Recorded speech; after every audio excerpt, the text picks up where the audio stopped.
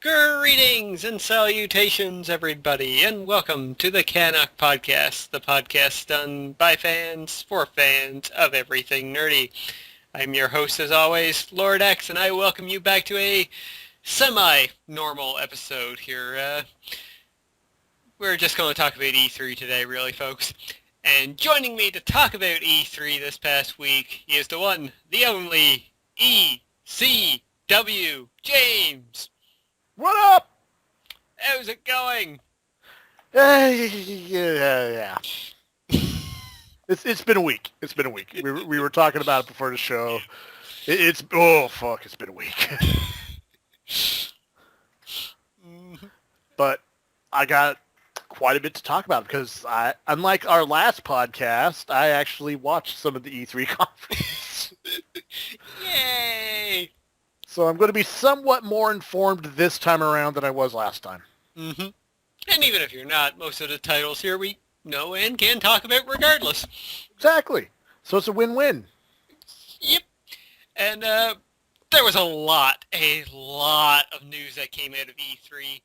But what we're going to focus here on the show is just the press conferences themselves and the notes that I made during those, just to make it easier on us. If something comes to mind that we read about during E3, we'll bring it up. But otherwise, we're just going to stick to the press conferences here. Yep. So without further ado, we're going to dive straight into the very first press conference of the E3, and that was Microsoft. And, well, last year, Microsoft really shit the bed, folks. Oh, yeah. So there was only one way they could go this year, and that was up. And I have to give it to them. They actually had a damn good press conference this year. Because despite some of the games they might have shown, it was basically game after game after game. Yeah, that it was. Even though I kind of called it on some of the Microsoft games. Yeah. They started off the show strong, and I have to say, I earned some respect for Phil Spencer. His opening speech was really, really good. He spoke like a gamer. He mentioned their friends at Sony and Nintendo. There was no, hard will or... Ill will, thank you, towards the other companies. He was a gamer there, and he talked about the joy of gaming, and that's what they were here this week to experience, was to show off new games and new experiences for gamers.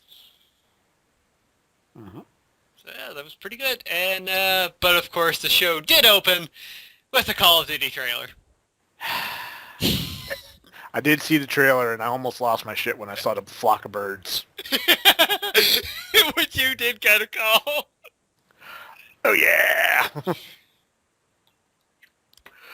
One prediction point to you, sir, for that one.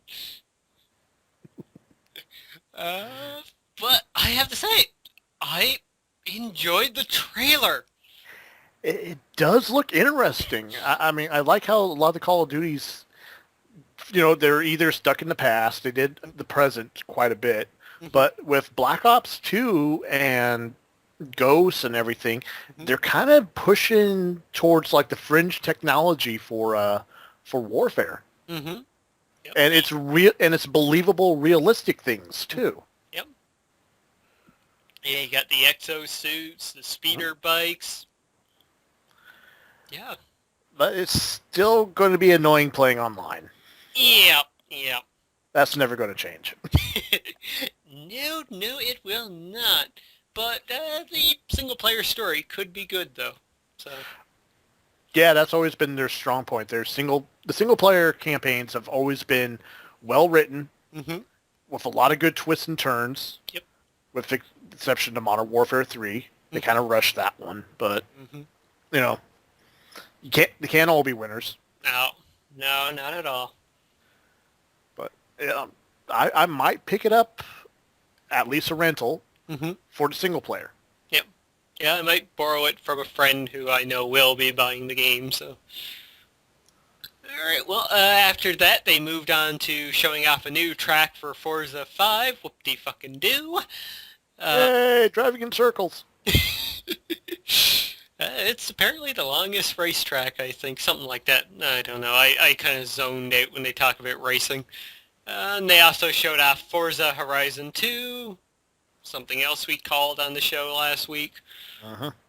After that, they did show off the new trailer for Evolve, which, well, they released the Kraken. I unfortunately have not seen the trailer for Evolve. It's interesting, but I still don't think it's going to be a game that has longevity to it. It's going to be a neat concept for the first week or two and then just die off. That's the one with the four-player co-op, Mm-hmm. single-player co-op, right? Yep, 4 Okay. versus 1. Yeah, it looks interesting, Mm-hmm. especially with the classic British hunter. Mm-hmm. But I'm on board with you. It's like it's gonna be ooh, and then people are gonna lose interest. Mm-hmm. And Microsoft also announced that the beta, probably the only beta they're getting first outside of their first properties, and DLC will be coming to the Xbox first. Yep. Next up, we got to see a new trailer for Assassin's Creed Unity. And the big thing with this one is 4-player co-op. 4-player male co-op. Now, I know there has been a ton of controversy around that. They kind of clarified it a bit more after, which they should have in the first place. Apparently, the 4 main characters are just one character. It's just 4 people playing the same character. Yeah, it's a palette swap. Yeah, exactly. If they had come in and said that at the beginning... Oh yeah, that would have made it. People just would have went, oh, okay. Mm-hmm. But no, they were like, no, we didn't have time to do the modeling and blah blah blah blah blah, which is bullshit. Mm-hmm. Because in all the other Assassin's Creed game where you had the multiplayer, how many female characters were there? Yeah. Quite a few. Yeah, so that excuse is, pointless. Yeah. I think I can probably see it if, like, they did have 4 unique characters, or, like, if they were interchangeable and they'd have to do, like, every cutscene involving, like, the female character or 2 and tons of dialogue and everything like that, maybe. But, yeah. But no, it was just palette swap. Yep. That being said, fuck, this looks interesting. It does. It does. I mean, I'm waiting for them to, do a major time jump. Mm-hmm. Like now, I'm just typical dumb. It's like they went from Revolution War in America back to the French Revolution. Mm-hmm. Now, I might be wrong, but it happened first. Mm-hmm. So, Yeah, I think so. well, time again. Mm-hmm. Yes, well, parkouring around France. Mm-hmm. Make up your mind. Your mic is cutting in and out a bit, by the way. I'm not surprised. Not surprised in the least bit. How about now? Is it good? Yep, you're better Okay. now. Yeah, so it's... I know the whole premise of Assassin's Creed is, genetic memory and time travel. Mm-hmm. But, fuck's sakes, keep moving forward. Yeah. How are we going to find out about the big glowy orb and the altar and spoilers? Mm-hmm. How? Yeah. That being said, I am looking forward to playing with 3 friends, so going through ultimate stabby, if you ask me. And Oh yeah, that's going to be fun. I mean, that's not a question at all. Mhm. But I do have a question that you mentioned to 4 friends. Will there be an assassination where all 4 of you hit the guy at once? Good question. Very good question. Or if you're going to have that one guy who's just going to fuck up everything. Oh god, so many troll possibilities for playthroughs. Yeah. Yeah. Yeah. Alright, after that they showed off a new trailer for Dragon Age 3. Still looking pretty. Yeah, yeah. Kind of looking forward to that one, but probably will wait just to see if it, I was very, very disappointed by the second game, so I'm still on the edge about this one. It looked interesting to me because you had the choice of the standard combat, which is, bopping around from player to player Yep. of your team to attack the dragon, Mm-hmm. or you could freeze time and go into straight real-time strategy mode. Mm-hmm. Like the first game. I never played the first game. Oh, okay. First game was more like that. Ah. So, yeah. So they brought something back. Mm-hmm. Kind of make fans of both series happy, I think. Of both the first one and second one. Never played any of them. Even though I heard there was like tons of sex in it and all that sort of fun. Mm-hmm. Same Never as played them. Alrighty, well, moving onwards to probably the game of Microsoft's show. Or, no, there's one other one we'll talk about after, but their big AAA title, Sunset Overdrive, the new trailer for that, which was extremely funny to watch. Because it started off with, it was in a warehouse type setting, and you had this like army guy just undercover from a chest-high wall, and he had a bunch of guys shooting him. You're like, oh god, another generic shooter. Then the main character from Sunset Overdrive busts open the door, starts going crazy around the room. Just extremely funny. I'm looking at some screenshots, and the first thing I think of when I see this is Team Fortress meets Dead Rising. Yeah, that is essentially it, with a little Ratchet and Clank mixed in because of all the different weapons you can get. Oh yeah, this looks like it's going to be a lot of fun. Mm-hmm. And honestly, that's a great selling point for a game. Mm-hmm. Yeah. Hey, look how much fun you can have. Oh god, that gun is ridiculous.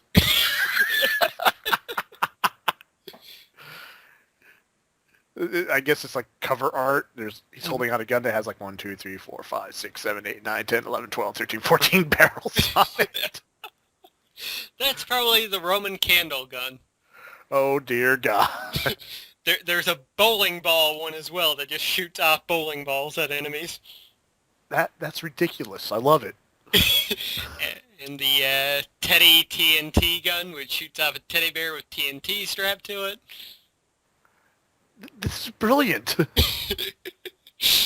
Mm-hmm. This is absolutely brilliant. I want to play this game. I haven't even seen the trailer and I want to play this game. Now watch, it's going to suck. I hope not. I hope not either.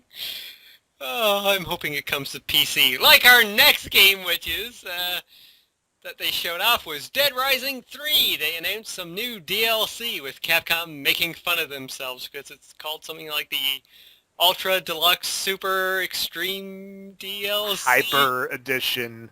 Yeah, I actually saw a Rooster Teeth. They were doing playing with some of the early unlockables in it. Yep. And it does look like crazy fun. Yep. The four-player versus co-op. Yeah. Yeah, it's kind of hard to explain, but it's reminded me a lot of Gauntlet. Mm-hmm. I had to go around killing all the bad guys, and it looked like a lot of fun. But then I found out you can actually unlock Street Fighter characters, like Chun-Li, and you can actually do the 1,000 League kick. Yeah. I was like, oh god, why?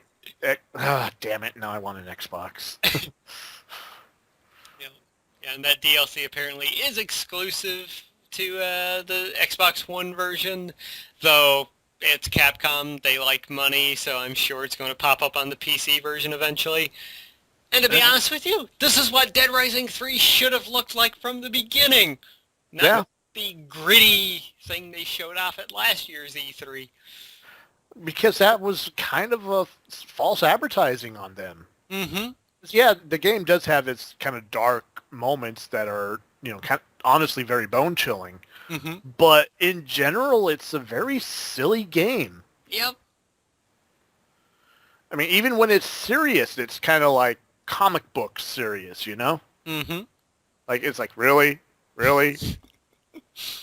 The villain's scarred up and in a wheelchair talking about world domination? Oh, my God. Yeah. And that DLC came out that day, actually. That day, that was a good announcement on them. Mm-hmm. It's like, yes, we have this new DLC and it's out now! Yeah. Yeah, I liked how they announced in the trailer, coming soon! Wait, no, it's out right now! Once again, that's smart. It's getting people excited about the game. It's like, oh, because we'll talk about it in a little bit, but all the release dates on a lot of the games. Yeah.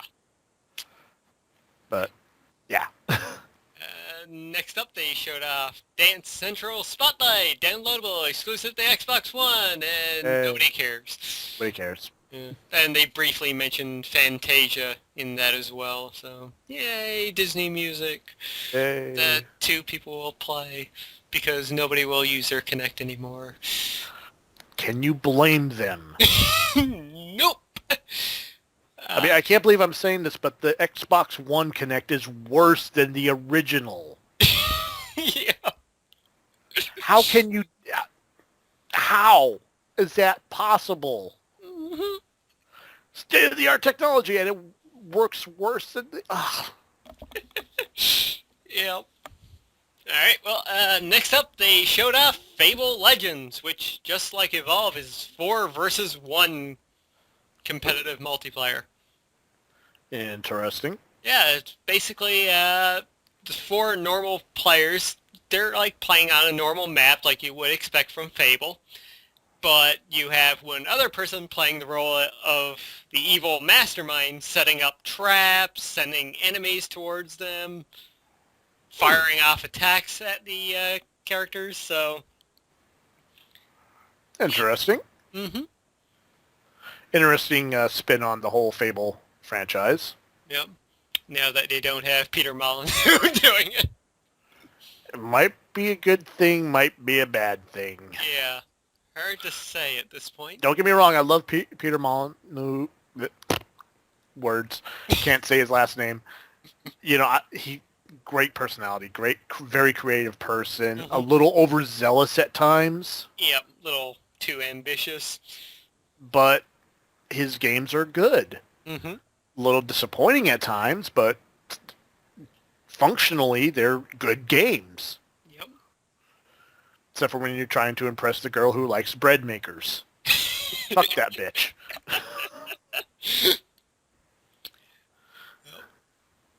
After that, they showed off Project Spark, and probably the absolute most fucking annoying thing to come from Microsoft this year. Because at the end of their Project Spark trailer, well, the thing was cut in half and Conquer appeared. Where people then, were overjoyed, oh my god, they're going to do another Conquer game. And then it was revealed it's just going to be Project Spark content when Conquer says, it's been 12 years since a new game. Guess we'll have to make our own. Why? Because Microsoft doesn't fucking love us anymore. Nope, that is correct. And I forget if we talked about it or not, but how it seemed like the Xbox One was kind of ignoring the independent game makers. Mm-hmm. I think Project Spark is kind of an apology for that. A little bit, yeah. You know, it's like, oh, here's the tools. Mm-hmm. You know, make a game. Yep, it's their version of Little Big Planet, basically. Yeah. But, Well, speaking of the independent developers, we did get a trailer after that for probably the most beautiful game shown at the press conference, Ori. And I think the full title is Ori and the Blind Forest. My god, that game looks pretty. Did you happen to see the trailer? No, I did not. Okay. Well, it's... And image search is not helping. It's kind of in the same style as Dust and Elysian Tale, but it's really dark and Ooh. nearly left you in tears by the end of the trailer. That is very pretty. hmm Yep. Even Phil Spencer went off saying, like, he wished they had opened the show with that trailer. Oh, wow. hmm I mean, I'm just looking at screenshots right now. It reminds me a lot of Limbo, hmm as in it's like a. I don't want to say there's less detail. It's a better use of negative space hmm of what you can't see, Yeah. but the lighting is just hmm it's very. I mean, this is some like there's stuff here I want to use as my desktop now. hmm So for that one's way too small.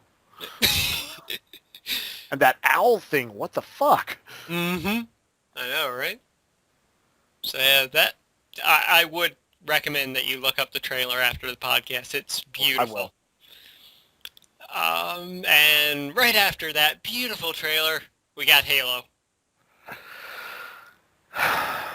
Got a little sneak peek and a little bit of information about Halo Guardians, and then they announced Halo, the Master Chief Collection, with Halo 1, 2, 3, 4, Fuck Reach, and ODST, and... Yeah, didn't you call that one like a year ago? Yeah, probably. Every time there's going to be a new Halo game, there's going to be the blank something collection. hmm I will give them one thing, though. This is kind of neat for the fact that you can sit down and play the story from Halo 1 to 4 without, like, any pauses in between. That's cool. Interesting. Yep. And, what else is there? We've got I think the series that Ridley Scott is doing for them, or the short film or whatever, that's going to be included on this collection. And so will the multiplayer beta for Halo 5 Guardians as well. Beta, yay. Yeah. So, yeah, it's kind of interesting. At the Giant Bomb podcast, a couple of the developers were on that, and they were asked, like, so, you remastered Halo 2 for this? And they were like, yeah. Did you give it an ending this time? I've never played it, but I've heard about it. Jump into the pit. Yep. So, they're like, yeah, we did. It's called Halo 3. So I'm sure Halo fans will be happy about that. Yay, you get to play the same game again and get 4,000 more gamer score. Hey. Alright, well, after that, we did get back to more indie game love, in which we get to see the trailer for Inside, which is the next game from the developers of Limbo. And it looks really Limbo-ish, except with a dash more color.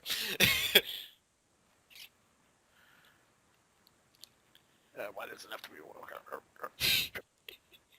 No, damn it. Careful with the Google search on that Yeah. Very careful. Paste. Trailer. And I'm seeing nothing but the insides of houses, mobile homes, trailers. So yeah, I'm going to have to look it up later. Mm-hmm.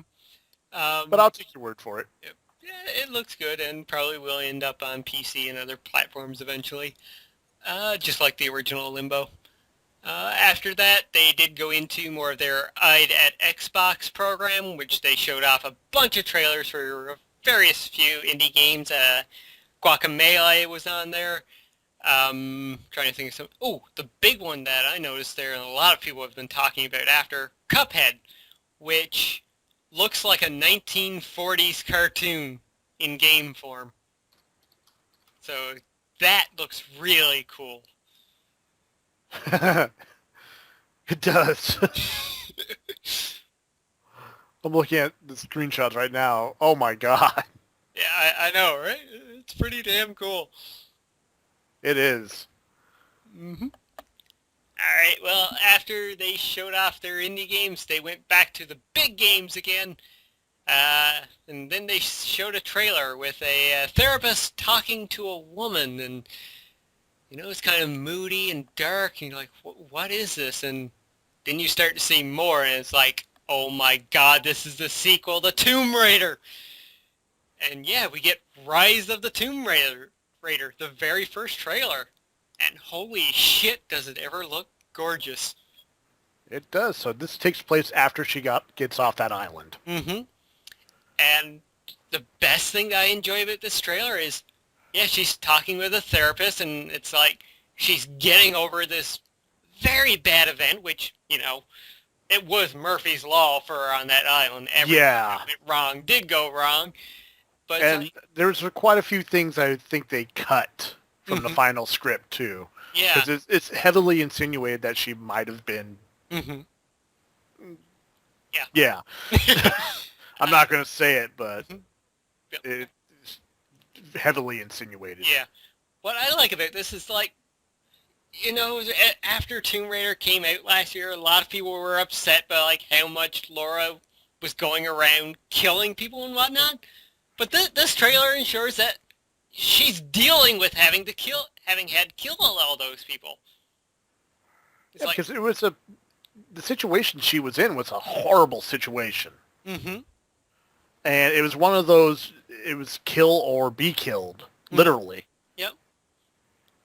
Yeah, so it's like they're not just wiping away the fact that she killed a ton of people. They're dealing with it here.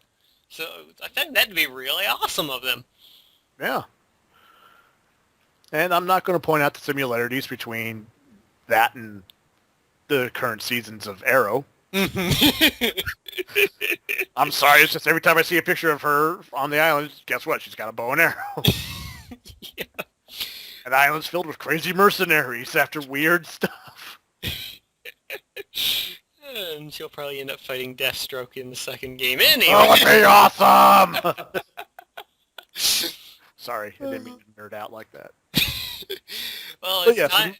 Yes, move it on. Yeah, it's time to nerd out more, because after that they went right into a gameplay demo of The Witcher 3.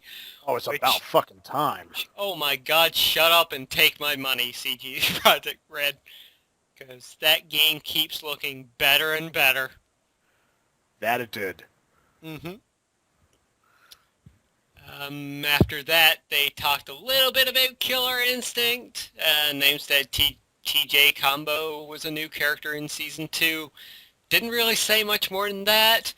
Then the guy was like, I like bringing back old franchises, and this is one we're going to bring back next. And they showed off a trailer. It was for something called Phantom Dust, and everybody but one person in the crowd was like, oh, what is that? Because apparently it's a very obscure Xbox original title. Yeah, because with the trailer, I watched that trailer, and I was like sitting there like, what the fuck is this? Mm-hmm. She's sitting in the park. All of a sudden, everything's ruined. Chick shows up. They have magic powers, and they charge each other. And I'm just sitting there like, okay? Yeah. Is this a tie-in with Metal Gear? Yeah, I had no fucking idea what the game was. Yeah, it didn't make any sense. I mean, I've heard people talk about the game before, but I don't know. Yep. Well, maybe it'll be good. After that, we got a gameplay trailer of The Division, which, god damn. Oh, finally an MMO I can get into. Yeah. It's not even an MMO. Well, that's how they were billing it last year. It was a first-person shooter MMO because, it's massive multiplayer online. Mm-hmm. And, with the different street factions and everything. And it keeps getting my interest. It's like, okay, this looks cool. Okay, I'm sold. I want to play this. Hopefully I'll be able to have a platform I can play it off of. Yeah. By the time it comes out, but we shall see. Mm-hmm. After that, they showed off Platinum Games' new Xbox One exclusive called Scalebound. It has dragons, and you fight other people on dragons. Yay. I did look up a couple of the screenshots. Granted, it was just a CGI trailer, which there was a lot of this year at E3. Fucking A. But it is Platinum Games, the guys that have given us Bayonetta, The Wonderful 101, Metal Gear Solid Revengeance. Oh, that was Metal Gear Rising Revengeance, sorry. That was such a good game. So it's coming from a great Japanese developer, so there is hope that it's going to be pretty damn good. Hopefully. Hopefully. Yep. And then finally, to end off their show, they showed another CGI trailer for Crackdown 3. Yay! Get ready to hunt some more orbs, everybody. Oh, fuck. Completely forgot about that. But by the way they showed it, though, it seemed to get people happy because it apparently reflected more of the first game than the second game in the series. Oh, I had a friend who played Crackdown. Mm-hmm. I forget which one it was, but he was bitching about how hard it was, especially when it came to shooting things. Mm-hmm. And another buddy of mine was like, well, why don't you just use the lock-on button? Keep in mind, he beat the game at this point. And he was like, what, there's a lock-on button? Why the fuck anybody tell me this? There was a mission where I had to shoot missiles out of the sky. Oh, man. That's awesome. So bad for him. Yeah. It's like, It's okay. They're there. I'll give it one thing, though. It did look like a fun trailer. It reminded me a lot of the Saints Row series. Oh, love that series. All right, well, that does it for Microsoft. So, moving on to EA and the kind of press conference, the conceptual building of next year's press conference, as I like to call it. Yeah, that's pretty much all it was. Mm-hmm. It opened up showing us some, basically a developer diary on Star Wars Battlefront. We got to see some bits and pieces. Yeah, very little, actually. Mm-hmm. That's one trailer I've watched and watched and watched again. Yeah. And it's just like, okay, there's 1, 2, 3 in-game engine demos. Mm-hmm. And that's it? Yeah. Nothing really of note either. Kind of looked like cutscenes, if you ask me. Yeah, I mean, it was a little too good. Mm-hmm. I mean, that's the thing, though. When people say in-game engine demo, same holds for cutscenes. Yep. People forget that. If anything, it was like they were trying to get the nostalgia. Yeah. You know, we went to Lucas Archives. We used original props. Yeah. I absolutely love the fact that basically EA just took their developers to a frozen wasteland. And dropped them off in the actual hills. Yeah. It's like, you better make this game good or you're coming back here to stay. We'll be dropping you off without Tom-Toms this time. Yeah. Cut open an intern. Oh, God. I thought they smelled bad on the outside. But, yeah, I'm holding in my enthusiasm. Mm-hmm. Yep. Until we actually see real game, a real trailer for it, not a, you want the cookie? You want the cookie? Mm-hmm. Probably going to have to wait till next E3, though. Probably. So far away. In a galaxy somewhere. Or a galaxy. Or it might be the next games conference that they have. Oh, yeah, true. We might see something at San Diego Comic-Con. Yep. We may see something at Gamescom or PAX East, I want to say. Isn't it? Oh, they just had PAX East. It would PAX be, Prime, then. Prime, yes. Yeah. Or PAX Australia. That one's coming up, too, I believe. Crikey. All right. After that, they showed some more stuff on Dragon Age 3. Yada, yada, yada. We talked about that before. After that, they showed the fact that the guys at BioWare are now working in a dungeon because they fucked up Mass Effect 3 and that they're working on Mass Effect 4. which, for a big game series, they kind of just, like, hey, we're doing Mass Effect 4, no biggie.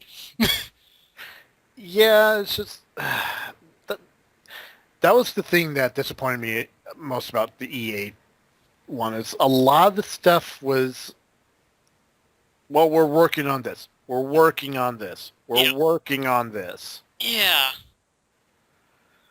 I think the Sims one, Sims 4, I'm jumping ahead a little bit. Yep, by all means. That looked interesting. Mm-hmm. But once again, it's not a finished product. No. That and it's The Sims. It's basically going to be the same thing again, just with a new few bells and whistles. Yeah, that's it. You can, more customization for your character. Mm-hmm. Yay. Yep. For me, that will be like, hey, Sims 4, buy it on a sale or something. Start playing it. Yeah, awesome. I'm going to do this, build my house. And then 2 hours in, I'll be like, how can I kill my Sim next? I did the pool. I did the furnace room. I know, take away all the doors, and just leave a phone. And call all the food delivery they want, but they can never get it. We're bad people. we really are. After that, they showed off UFC, which came out this past week anyway. Yeah, that really seemed out of place. Mm-hmm. The UFC thing. I mean, I love the fact that they put Bruce Lee in it. Mm-hmm. Because they're right. Technically, he was the first mixed martial artist. Yep. He was taking several different styles, concepts, philosophies, and melding them into more of a complete fighting style. Mm-hmm. It's just, I'm sorry, it was a blatant gimmick just to get people to buy the game. Mm-hmm. Fight as Bruce Lee. Yep. Fight as all these other people that have been in the game before. It just seemed really out of place. It's like, we should really, guys, we gotta, the UFC game comes out in a few days. We gotta put it we gotta put it there. Mm-hmm. So we can actually say, hey, we have a game coming out this year. Yep. But essentially, that was it, really. Yeah. Oh, well, after that, we got Canadian porn, a.k.a. NHL 15, which, Good. Oh my god, it looks awesome. This from someone who's not a hockey fan. Mm-hmm. It looked good. It Yep. looked like it'd be some fun playing. Yep. After that, they went into Criterion, another dev diary thing, talking about their next game, which they showed some very, very early footage. Yeah. But granted, it did look kind of cool. It did, but... jumping out of a helicopter onto, what was it, a motorcycle? Motorcycle, I'm sorry, I don't like developer diaries. Yeah, me neither. I like watching them after I play the game. Mm-hmm. It's like, watching a making of for a movie. Yeah, exactly. It's just, I don't want to see the making of a movie and then go see the movie. Mm-hmm. Yep. It's a personal thing with me, but it's like, yeah, the game looks interesting, but come on, people. Yeah. But it's Criterion. I have hope that they will give us a fun experience. The Burnout games are awesome, so there's hope that they can give us something really cool. After that, we got the best use of the Frostbite engine ever in PGA Tour. That's right, they're using the Frostbite engine, the same engine that powers the Battlefield series, to make a golf game. I can see that. Because when my dad was still alive, he actually took me golfing with him a few times.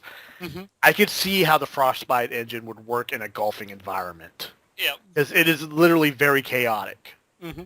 There's so much that can interfere with the ball. Like a battleship. Like a battleship crashing into cars. Well, no, realistically, wind, grass formation. If the grass is laying a certain way, it can affect your ball. Yep. It's there's so many variables, Mm-hmm. and it makes sense that they would use a complex chaotic engine like the Frostbite engine for a game like that. Yeah. Would I play it? Hell no. I am going to be a bit honest. I'm actually kind of interested in this one, just because they're putting in those fantasy courses, like the fucking battlefield, playing golf on a battlefield map, essentially. And it's like, they're probably just having fun with this one at this point. And fun golf games are, well, really fun, yeah. So if they do go full on blown silly with this, awesome. But at the same time, the golf club is coming out this year where you make your own courses and people are going to do up some really silly shit for that kind of game. So that they will. Yeah. After that, we got some stuff on Madden. I fell asleep during that point. Another roster update. Yay. Yeah. After that, they showed their Dota-type clone, Dawngate. Yay. You're going to fail against League of Legends. There's no point in trying. Exactly. It's like, why bother? Mm-hmm. After that, we got another dev diary type thing on Mirror's Edge 2, which I'm sure made Israel happy. It made me happy too. He called it. He called it on that one. Mm-hmm. Which they basically just showed up. Hey, look how good we've made Faith look. Which, we saw from the first game, because she looked awesome in that too. Now, my question is, the controversy between in the first game of the American and the Japanese release, right? Mm-hmm. Yeah. In the American version, they gave her slightly larger breasts. Mm-hmm. Did they do the same thing in this one? I am not sure. I remember hearing about that. I was like, wait, what? No, they did. Oh, shit, they did. In Japan, she's an A cup. Mm-hmm. In the American release, she was at least a C, a small C cup. Jesus Christ. And I was like, really? Oh. Really? Fuck. My, oh my. Just couldn't leave it? No, but fuck this. Mm-hmm. Table flip. I'm done. I'm excited for that game. Just hope they don't fuck it up. After that, they showed us the importance of kicking balls in FIFA 15, where they had, what's his name? Idris Elba? Sure. Yeah, I cannot pronounce his name. Yeah, him. He doing a voiceover for a trailer showing the importance of football. Yeah, whoop-de-doo. It's people's favorite sport in the world. Not for me. World Cup can go suck it. And after that, we got Battlefield Hardline. Them showing off, once again, another scripted demo. And then revealing that the beta was out right away on PlayStation 4. Yep. Actually, the beta's been out before it. Mm-hmm. It's just they've made it more public. Yeah. I've actually signed up for the beta. I haven't been able to get into it yet. Mm-hmm. Because, I want to try it before I buy it. Yeah. Plus, it's more reassuring that they have it literally out 4 months before the actual game release. Yeah. With Battlefield 4, they had the beta out a month before the release. Mm-hmm. They're learning. Mm-hmm. Slowly, but they're learning. I have to admit the game does have me interested. I like the pulled back scale of things, being just cops and robbers. I'm very interested in the single player story since it's done by Visceral. Yeah, oh God, I forgot about that. I've just been watching a lot of the online stuff, multiplayer stuff, and it looks fun. Mm-hmm. I did get into the beta. I have played it a little bit. It was pretty good. Yes, the demo they showed was scripted to high hell because I went into a match and it was over in like 5 minutes. Oh yeah. So that happens with Battlefield these days. Mm-hmm. No one wants to prolong the game and actually have fun. They're like, no, we got to win. But I was able to jump into a police car and drive around for a little bit, so that was pretty fun. I did hit somebody and kill him, so that was pretty nice. Yay, roadkill. But yeah, that's how EA ended things off. Very disappointing show from them this year, in my opinion. They Yeah. had the most potential in my mind, and they just blew it. They absolutely blew it this year. Yeah, let's see, one game released and one beta released for them. Yeah, yeah. Well, I mean, NHL 15 and FIFA 15 will be out this fall. So. It's, but that doesn't count. Those games were going to be out anyway. Mm-hmm. Those are yearly installment games. Yep. I mean, it's like, why even bother advertising them? People, the market knows they're going to, the fans of those games are going to know they're coming out. Mm-hmm. They're counting down. They got it marked off. They're going to be in line at GameStop at, 4 in the morning to get their copy. Yep. My only question is about FIFA 15. Will it have a PS2 version this year? Probably. Probably. Well, that's it for EA, so let's move on to Ubisoft, and since I've guided us through the first two, why don't you take us over for this one? All right, so Ubisoft, I didn't watch all of it, but I got a general idea of it. They first hit the scene with a game that I'm honestly very on the fence about, and that is Far Cry 4. Mm-hmm. It looked good. Mm-hmm. That's one thing I can say about a lot of the games that have been advertised. It looked good, Yep. but it just looked a little too fake. Mm-hmm. Like, I know there's a certain suspension of disbelief when you play a video game. Mm-hmm. But at the same time, when you're playing a video game, you do want a little bit of reality. Yep. Like during the clip that they showed, which showed off some of their co-op stuff too, there was no sense of danger. Mm. Well, I mean, I think they showed off the co-op stuff at the Sony press conference, wasn't it? I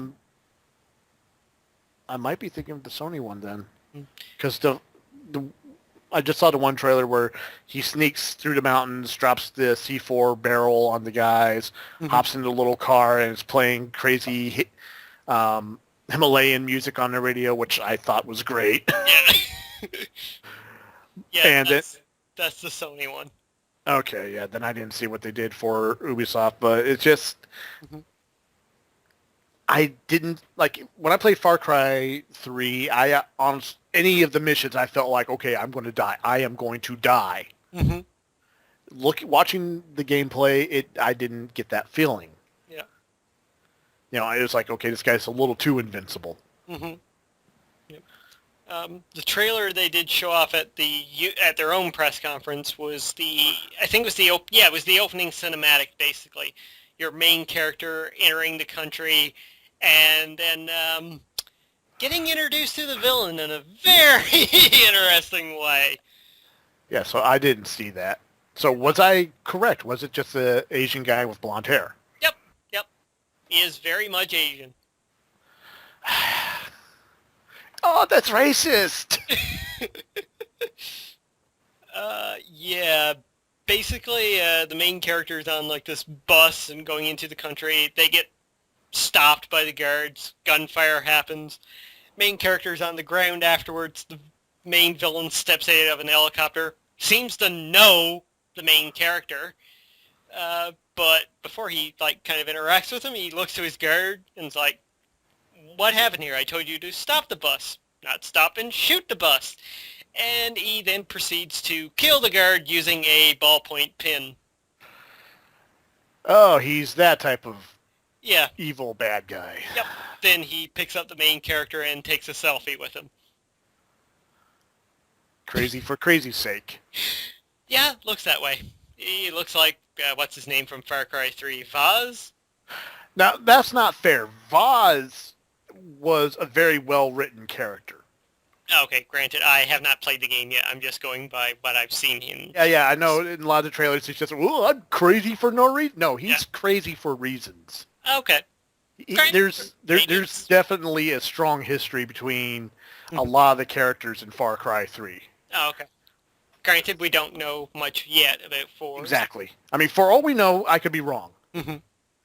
Maybe might be portraying this type of evil character for the sake of, I'm doing this so people will fear me. Mm-hmm. Yep. Because, when people fear you, they will follow you. Mm-hmm. Exactly. But it's kind of hard to tell that from just one trailer. Mm-hmm. Yep. So we'll see. We'll Yep. see. And then there was Just Dance 2015. And Just Dance Now, where it's on your cell phone and it can be anywhere you go. What? Really? Yep. On your cell? That the whole thing, they actually did a demo of that at the show, and well, a bunch of them were dancing on the stage. Then people were dancing up in the balcony and in the audience. The best thing to come out of that, the YouTuber Jesse Cox, right? Yes.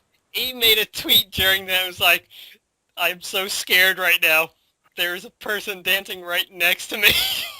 So much butt on face action.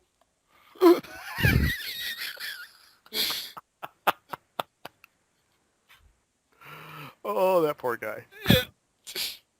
Oh, God, Just Dance can go burn in a fire. It's too. But they did redeem themselves after. And how did they redeem themselves? Another trailer for The Division. Mm-hmm. Which was a bit emotional. I haven't seen that one. I'm starting to realize I might have missed a lot of the Ubisoft stuff. It's like Far Cry 4. Well, no, that was the Sony one. Oh, Just Dance, didn't watch. The Division, didn't watch. Crew, didn't watch. Fuck! That trailer, what they showed off it was a CGI trailer, and yeah, normally I would grunt and groan about it, but they really set the tone of the game, and holy crap, that trailer almost had me in tears. Because it starts off with this, like, time-lapse showing, like, a kid's bedroom, and you basically see, like, well, the lump in the bed, right? And it's shifting, and at the very end, there's, like, flat, nothing there. It's like, oh God. But it was very emotional. Very, very emotional. I'll add that to the list of trailers I have to watch after we're done. And you mentioned the Crew there. That game keeps looking more interesting. They showed off a mission time-lapse thing, driving from Miami to LA, which apparently is a 2-hour mission. Oh my God. So it's a realistic. Yeah. They basically have made a realistic map of the United States, basically, where you can drive from one part of the country over to the other part. Granted, you'd probably be driving at 1,400 miles per hour in order to do that in 2 hours. But they have scaled it quite a bit. There was only one other game that I remember that actually had that bit of a realistic scale, and it was a Penn and Teller game for the Sega CD, where you had to drive from, I think it was Utah to Las Vegas. Okay. In a bus. Oh, wow. And it's an 8-hour, straight, that's without stopping for gas or anything. It's an 8-hour drive. Yeah. And it was realistic to the point where you couldn't just, you had to hold down the gas. You had to steer, even though it was a straight road, because you had hit bumps and your vehicle would veer off. And if you veer off and go into the ditch, you would have to wait for a tow truck. Oh, wow. Then the tow truck will take you all the way back to the start. Oh! And if you make it to Vegas, you then have to turn around and head back. Wow. Yeah. So I'm just wondering, how are they going to pull this off? I mean, I love the idea of, one-to-one scale for a video game. But how are they going to do it? Like, say, for example, you have to go from Los Angeles to Vegas, or Vegas up to Reno, Yeah. which is a 9-hour drive. Mm-hmm. Or, fucking Los Angeles to Miami, Mm-hmm. which is on the other side of the United States. Yeah. I mean, will they give you the option to fast travel? I would imagine, yeah. I hope so. But yeah, I'm looking at the screenshots now. The cars look good. Mm-hmm. I mean, that's never going to be a complaint about car games anymore. With the technology available, every driving game's going to look good. Yep. Definitely. It's just, how's the playability of the game? Mm-hmm. Is it going to be easy to pick up, like like a Grand Theft Auto game? Mm-hmm. Yes, there's a deeper driving mechanic, but it's easy just to hop in there and get a car and go. Mm-hmm. Or is it going to be on the level of like Forza, where you have to, turn on the right point of the street? You got to hit the brake at the right second, or you completely fuck up the entire mission. Mm-hmm. It's... I just have to wait and see, I guess. Yeah. Yep. And then, after the crew, another Assassin's Creed. Unity! Palette Swap, the game! Yeah. I'm sure it was pretty. Yep, it was. It should be interesting. Mm-hmm. And then after that we have Shape Up, another workout game. Now, It looked fun. Looked fun, but come on, you're trying to get gamers to work out. Mm-hmm. Really? I mean, I've told you the story of when I went to buy a game Mm-hmm. at a store and the guy was trying to upsell me. He's like, "Hey, you interested in any Kinect games?" And I just looked at him and I was like, "Look at me. Do I look like I played a Kinect?" He's like, "No." I was like, "All right. Just give me my fucking Saints Row. Thank you." Yep. And after that, we went to another, oh my god, so heavily fucking scripted. Yep. I think this was like the worst scripted one I've seen. Oh god, yes, the lines of dialogue were atrocious. It's like, the dialogue was pretty spot on, Mm-hmm. but the way the actors read them. Yeah, yeah. That was the thing. They read the lines. Mm-hmm. Oh, shit.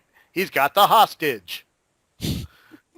But no, it was for Rainbow Six Siege, which, my god, I want to play this. Yeah. Realistic shooting physics. The fact that it's Team A against Team B, Team A being the SWAT, Team B being the bad guys. Mm-hmm. Hostages are involved. You can set up traps. You can set up reinforced windows and doors and walls. Mm-hmm. It is literally a strategy game. Yep. And I was blown away by the fact it was like 5-on-5. Okay, they got 2 guys down. Mm-hmm. They lost a guy. You're down to 1 guy, and now the 1 guy is cleaning shop on them. Mm-hmm.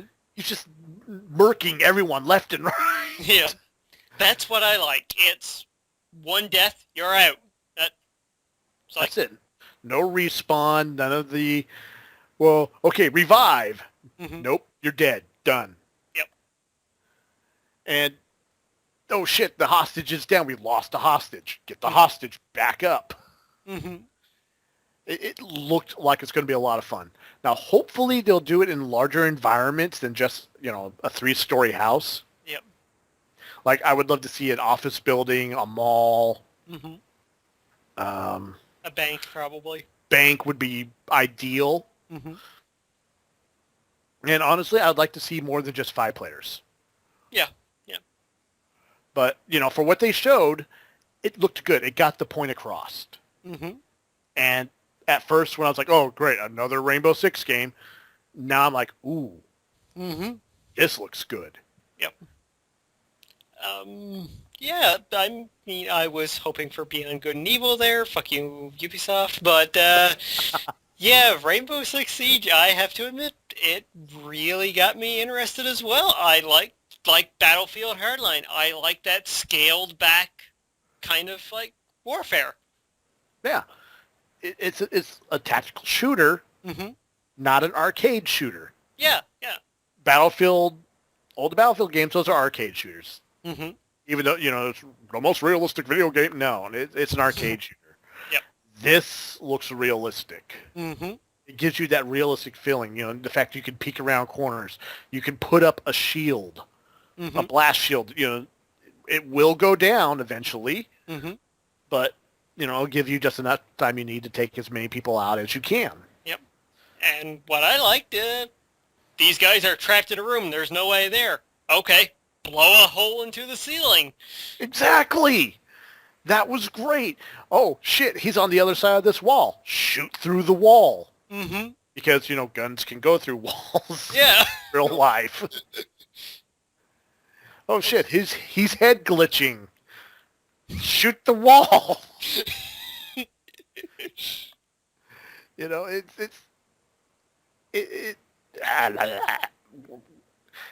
It's like the makers of the game are actually paying attention to what players are saying.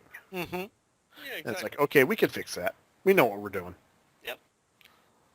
I just realized something too. I did not put this in my notes, probably because I was crying too much after watching the trailer. But they also showed off their next indie type game running on the Rayman Origins engine called Valiant Hearts. And It hurts. oh my god, the emotions! Basically telling a World War I story of 4 different people and this dog. And, well, it's shown in the trailer. Basically, the 4 characters are going to die, but as soon as you see that dog lying down by the graves with the picture by him, it's like, oh, no! Wow. I mean, the screenshots look very cartoony, almost like a metal slug. Mm-hmm. But then again, that game was so much fun. Yeah. Oh shit! I think I just got to the one you were talking about. Yeah. It's a trench. There's like 2 dead guys, a nurse, and the dog's looking at one of the dead guys. Oh, yeah. Yeah. Well, the trailer goes through, and it's like this voice, which is, well, clearly the dog telling the story, right? He's telling each of the individual characters, and it's like, oh no. So the game is through the dog's perspective? I'm not sure, but it seemed like the narrative section of it could be, yeah. Yeah, because that's the one constant I'm seeing in all these different screenshots is the dog. Yeah, the dog is with each of the main characters throughout it. And I will definitely link you to this trailer as soon as we're done recording, because it's fucking amazing, and the game does come out this coming Tuesday, so... Finally. Yeah. So that's their one game that's coming out this year. But yeah, that's Ubisoft. Yep. So it's time to dive into Sony. Ooh. Lots of good here with quite a bit of bad. Sony, they wanted you to remember. Mm-hmm. They didn't give you a choice. Nope. Even though they had some of the worst scripted material, in my opinion. Yeah. But then again, they had a lot, and I do mean a lot of stuff to show off. Yep. All right, so why don't you get us started? Well, they started off with yet another trailer for Destiny. Mm-hmm. Which includes the PS4/Destiny bundle. Mm-hmm. A white PS4. A white one.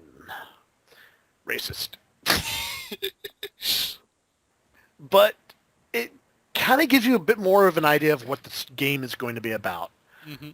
Surprise, surprise, you are the chosen one. Mm-hmm. And you have to save the universe from the dark. Yep. I believe they called it the Shadow or something like that. Yeah, something like that. Something foreboding like that. It's the plot is your atypical, you're the chosen one, you have to defeat the darkness. It's the Fifth Element. Except for on a grander scale. Yep. And not as silly. Mm-hmm. There'll be no Ruby Rob. No. Hopefully. But no, it looked interesting. It didn't quite answer a lot of the questions that I had. Like, is it going to be like a RPG? Is it a first-person shooter? Well, obviously it's a first-person shooter, but what type of first-person shooter? Well, Is it going to be like overly arcadey? Is it going to be semi-realistic? I can answer some of those questions for you because at the press conference they did announce, oh hey, you don't want to wait for the beta in July? Guess what? The alpha's out right now if you sign up. I signed up and I got into the alpha. Ooh, do tell. It is Halo meets Borderlands. Purest form, really. Myself, Big Boss, and Aussie Legend actually dove in, started playing together. The missions themselves, you go in with teams of 3 people, which is kind of an odd number, really. But that is. Yep. And the game's narrated by Peter Dinklage. Nice. Yeah. Though, not really sure if he was going for a robotic voice there or he was phoning it in. Kind of iffy about that. Well, he might have been I did hear some of the narration during the trailer. He might have been going for emotionless. Yeah, I think that's what it really is at its core. But, the gunplay's nice. Now, I'm not a first-person shooter guy at all, really. But after playing the alpha and Israel jumped in with us and we were playing some 6 versus 6 multiplayer, that mode, the only option that was available was capture the flag or capture the checkpoints, basically, and hold them for points. That was fun. We had a great time. There were some vehicles in one of the maps, which was the moon of all places. So we were having a gunfight on the moon, which was fucking awesome if you ask me. So, yeah, we played the alpha. The next day, I went and pre-ordered the game. So that was the clincher for you. Yeah. I had such a great time playing the alpha. That was like, wow, this is fantastic. And the alpha ran amazingly well. The graphics were great. It's kind of going like a cel-shaded look like Borderlands, except it doesn't have the thick black lines around everything. So it's more muted cel-shaded? Yeah, you get more of the good, thick color palettes, you know what I mean? Okay. So you got that kind of style. The gunplay was fun. While we were, after the main mission, we went back into the more open world thing where there's little beacons around, you can get missions from them. A lot of it was just, kill enemies and get items from them. Right. But while we were doing that and just going around exploring, the map was pretty large. Some random events started happening. We ran into this one other group of people, and out of nowhere, this object appeared on the map that we had to go and defend from enemies coming in to attack it. And there was another one where we were just going around exploring, and the next thing we know, another random event popped up where this big enemy character appeared, and we had to go kill him in a certain time limit. Oh, wow. So, yeah, there's things like that happening. So the world is alive. It is an MMO light, really. Mostly because if you push right on the D-pad, you can dance. As Aussie Legend said, that's the sign of an MMO. Yep. Well, so that sounds good. Mm-hmm. When I get my PS4, I might have to pick that up. Yep. Now we go from that to I guess it was a actual gameplay trailer, which was kind of hard to tell because I don't know if it was just a stream I was watching, but it was gameplay. It was really dark. I really couldn't make out a lot of what was going on. Yeah. For The Order 1886. Oh, yeah. It was very interesting and very realistic, despite the subject matter, Yep. As the one thing that stood out to me was the character's emotions as he was going through the dark. You can hear his breathing getting heavier and heavier as he's approaching the sounds. Yep. And then it was a weird zombie werewolf. An intelligent one at that. Yeah, highly intelligent, which caught me off guard, Mm-hmm. especially since he transformed and then was still talking, Mm-hmm. which I'm not used to. No. And then he took some damage, and the character model responded accordingly. Mm-hmm. It. I don't want to say I was underwhelmed, but I really wasn't impressed with it. Mm-hmm. Probably because I really couldn't make out a lot of the details. Mm-hmm. A lot. I mean, when the action happened, it was happening really fast. Mm-hmm.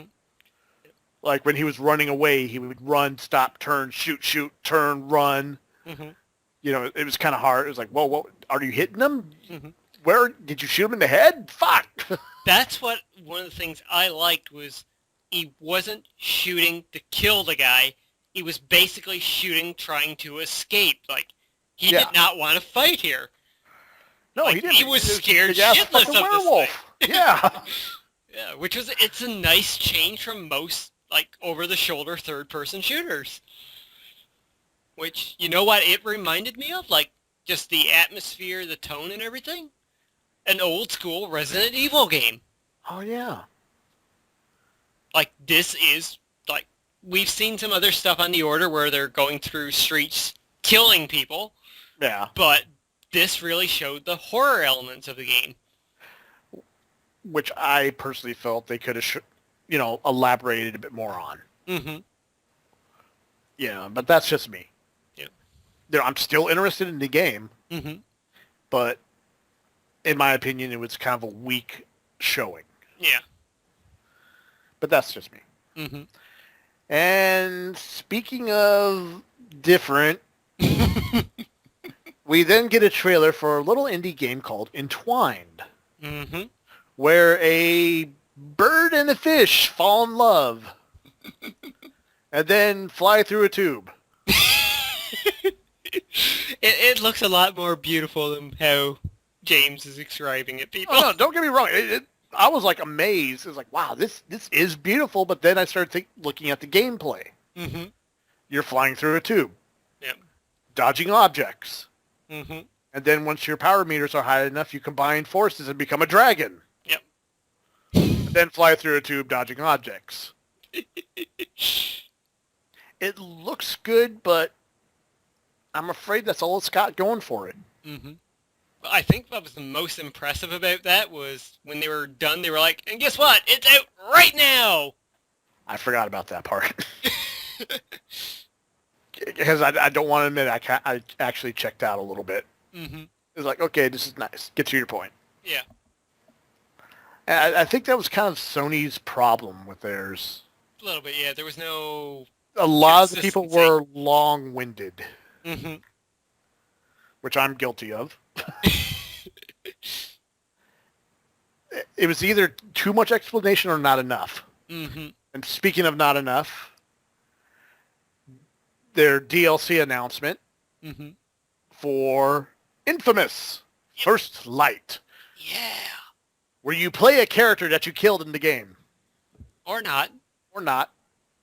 Or actually, no, you don't kill her either way. Don't kill her, you just take her powers? You take her powers, spoilers! Either you convince her to go more good, like yourself, and stop killing people and more so just subduing people, or you can go the opposite route where you go to her side of the planet and just kill people. Yeah. And it's interesting, DLC where you play as a completely different character in the game. Mm-hmm. I really wasn't on board with that. As a big fan of the game, I'm really excited because Fetch was a very unique character. Mm-hmm. So I'm interested to see more of her backstory. And the best part about this DLC is it's going to be standalone. You don't even need to own the game in order to play it. Really? Yep. Just like what they did with Infamous 2 when they put out the vampire DLC thing. Oh, wow. Yep. Might have to pick those games up. Now for the one game so far that actually blew me away. Mm-hmm. And came out of nowhere. Like, Yeah, out of nobody was nowhere. expecting this. Little Big Planet 3. Yay! this was the game that got me excited about games being fun to play. Mm-hmm. Because when the first Little Big Planet came out, it wasn't that good looking of a game. Mm-hmm. The concept was, wait, you're a sock puppet and you're running through a maze? Essentially. And you can do weird stuff. Okay, yeah, whatever. And so, but this one, it caught me off guard. It was out of nowhere. Mm-hmm. It looks better. Yep. Plus, it introduced 3 new characters. Mm-hmm. You knew what they call them? Odd Sock. Odd Socks. Well, no, there was Odd Sock. Yeah, I can't remember. Yeah, the big one who could shrink down in size. And then the bird. Flippy or something the bird was Flippy called? or something. It wasn't floppy, that's for sure. But yeah, it introduced 3 new characters. Odd Sock was this big... No, wait. Odd Sock looks like a dog. Yep. Which was really weird with the face model that they had. Yep. Oh, man, who was it? I think it was Chad over on ScrewAttack.com. He had the best tweet out about that. He was like, I am very scared that they'll explain the origin of Odd Sock, because once you masturbate into a sock enough, life does tend to happen. Jesus Christ. Oh, God. Then there was the heavy sock, Yep. Mm-hmm. He was either really, really big or really, really small, mm-hmm. which was, for the type of environment that they had, made sense because, you need heavy things on certain platforms to activate other things. Mm-hmm. And then you had the bird, which could fly around, grab characters, lift them up, and drop them off. Yep. Which emphasizes the co-op of the game mm-hmm. even more so. Yep. Like, man, people can make some crazy shit levels now. Oh, my God. It was just... I know everything was pre-made. Mm-hmm. That's one thing that was annoying me about the demonstrators. Actually, I kind of like that. You want to know why their demo was awesome? Because they were playing it live. Yeah, and they were acting like normal people would. Except for when the girl couldn't double jump, I'm sure somebody would have normally said, fuck, come on, just do it. Yeah, it's like I got the feeling they were scripted, but not staying to the script. Like, yeah. you knew they practiced that level over and over and over again. Mm-hmm. Yeah. And they were having fun with it. And they were having fun with it, but that was like the first one that Sony did that actually caught me off guard. Mm-hmm. That got me a little excited. Yeah. And big announcement at the end by Shuhei Yoshida confirming that all 8.7 million plus levels will be playable in Little Big Planet 3. It all carries over. Dear God. So there may be a lot of crap to wade through, but there's going to be quite a few hours of entertainment there in Little Big Planet 3. You won't get bored very easily. Hours? At this point, we're talking months. Yeah. I mean, that's not counting the user-created stuff either. Well, that is the user-created stuff. Oh. Yeah. I'll shut up then. So, I got really excited, and then I was smacked down to earth. Oh? The trailer for Bloodborne was next, and honestly, it confused the hell out of me. Because I've never heard the game before, and I just found it really odd to go from like a really family-friendly game to zombies in the street, guys with sickles killing each other, to that. Well, the big thing about that reveal was, well, the name that popped up from the developer. It's from... Oh, shit. God damn it, the name from Software. It's Project Beast that we talked about last week. Oh, so that was it. Okay. This is basically the spiritual successor to Demon Souls. Now I understand the hype a bit more. Yeah, this is basically next-gen Dark Souls right here, except from what people have been saying about the game from the demos they've seen of it, it's in a big city, like a Victorian type deal, mm-hmm. and the main character has a shotgun. So this is Dark Souls with a shotgun. A little bit more fast-paced, but in a good way. Yeah. So, yeah, Wh- sorry. Yeah, no, go ahead. I was just going to say that's why to be excited for this game. Okay. It's Well, good. see, as someone who didn't know that, I was just like, the fuck, Yeah. the furk. Mhm. And then we go from that directly into the trailer that I was talking about earlier, Mhm. the Far Cry 4 co-op trailer. Mhm. And the only thing I have to really say about that is elephants are OP. Yep. Dear God, that thing went headfirst into an explosion, killed a tank, or it was an armored car or something, Yep. and unscathed. Yep. I was just like, what the fuck? That was the trailer that I was talking about earlier, where it's like I didn't feel any sense of danger. Mhm. You know, it felt like a really bad '80s action movie, Mhm.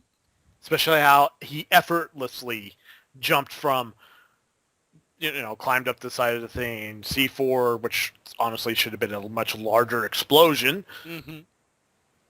Using his quad shot crossbow pistol. Mhm.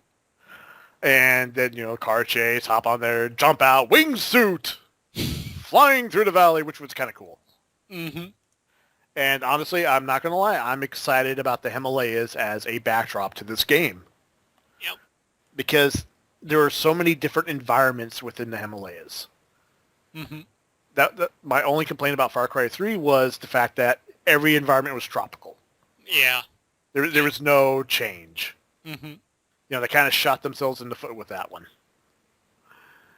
But, it worked. With this one, they can have the tropical environments. They can have the, deep forest environments. They can have their snow environments. They can have their underground crazy cave environments. There's just so much more potential with this game. Mhm. I just hope it plays better than it looked like it played. Mhm. And they got that crazy co-op too, playing without even owning the game. Yeah, which was a huge thing. Mhm. It's just, how is that going to work? Does your friend just download an app? Adam Boyes actually talked a little bit more about that during one of the Giant Bomb podcasts. He mentioned that when you buy the game, you get 10 invites that you can send out.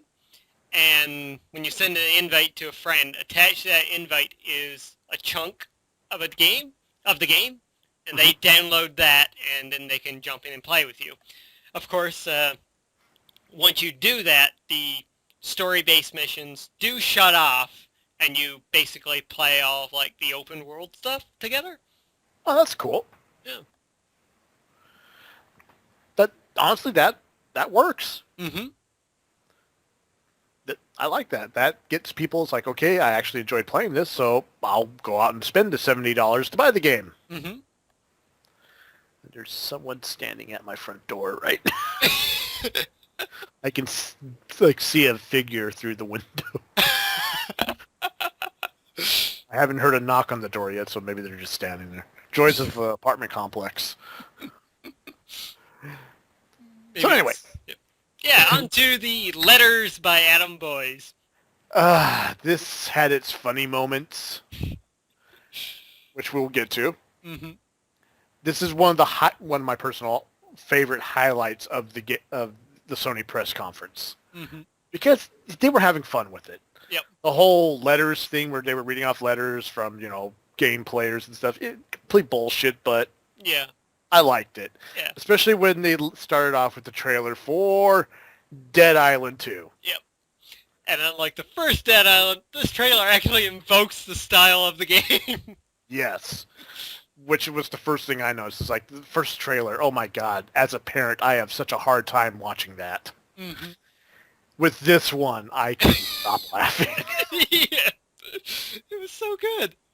It was very well done. I mean, I had to watch it a few times to catch like some of the small nuances, like when the jogger started changing. Mm-hmm.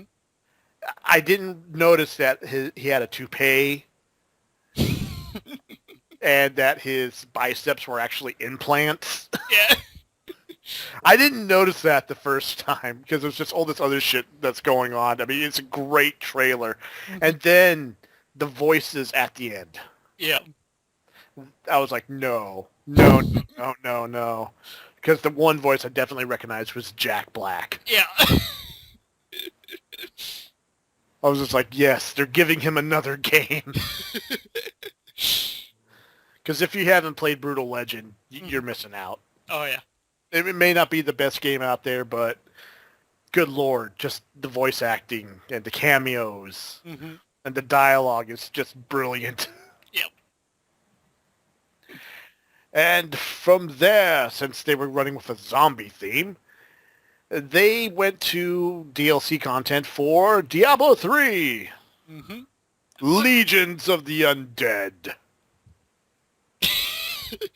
The LOU stand for The Last of Us. Whatever. I like Legions of the Undead better because I know it's a Last of Us tie-in because they mentioned the clickers and and all that.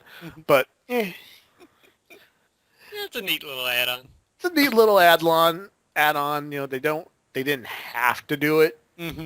It's obviously just a marketing tie-in, but you know what? If it works, it works. I'm not going to hate on it. And then we jump into yet another trailer for Battlefield Hardline. Yeah, whoop-de-doo. Yeah. I mean, trying to get hype, but when you've already seen like 3 trailers for the game from the other press conferences, it's like, okay, yes, we get it. And then from there, we go to Disney Infinity 2. Yay! Marvel More action. Heroes. More action figures. Hulk smash. Which, if you were watching, someone in the audience just yelled that out. Yeah. Which caught everybody off guard. Oh, God. Which, you know, it looked fun. It looked cute. It looked fun. And speaking of fun, the next commercial they had. Yes! Without a doubt, the best commercial. Yeah. I've never played those games, but I loved the characters. Yep. Those little hooded mages. It's a live action trailer of the hooded mage from Magica trying to find work. Yep. And the poor cat. The poor cat. Oh my God, you guys seriously have to go watch this trailer. Like, you honestly feel so bad for the guy, but then at the end, Magica 2. Which I was just like, yes, this is going to be good. Yep. And then right from there, they go back to the letters. Oh, yes. Yes. And he reads this letter from little Susie. Age 10. No, age 12. All right, age 12. Age 12, and she was talking about some of her favorite games. Which first thing I noticed is the handwriting for a 12-year-old is atrocious. Yeah. And the games that she's talking about is like, wait, this is way before her time. Well, and then she wanted to play one of those old games. She never got the chance to. Yeah, because it's not like she could just, boot up a PC. I'm sure she has a laptop. Yeah. But the writing got worse, and at the end, it was Susie, age 10. It's like, wait, what? She got younger by 2 years? And the whole time it's a close-up of an actual written letter. And then it slowly pans out as the Zenter is like calling BS on it.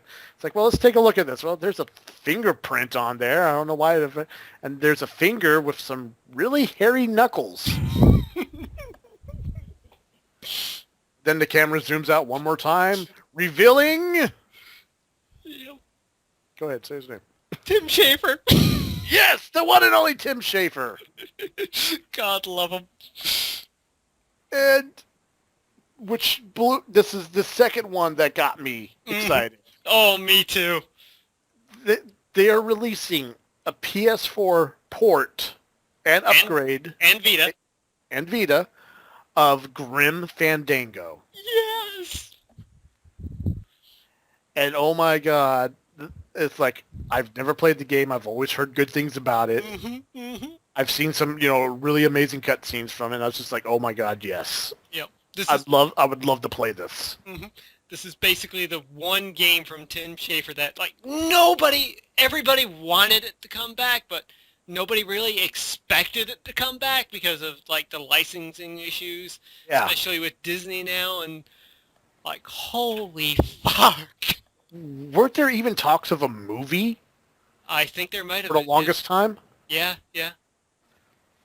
Now, for a video game, like an independent video game, to get that type of praise Mm-hmm. should tell you just how good the game is. Yep. And the audience there just, like, erupted. Yes. That was it's like, yes, this is definitely a gamer audience. Mm-hmm. Not a bunch of bro dudes. Nope. It was like legit gamers. Mm-hmm. Which is a good thing because the next segment, I know you have it broken up into several Yeah. parts, Yep.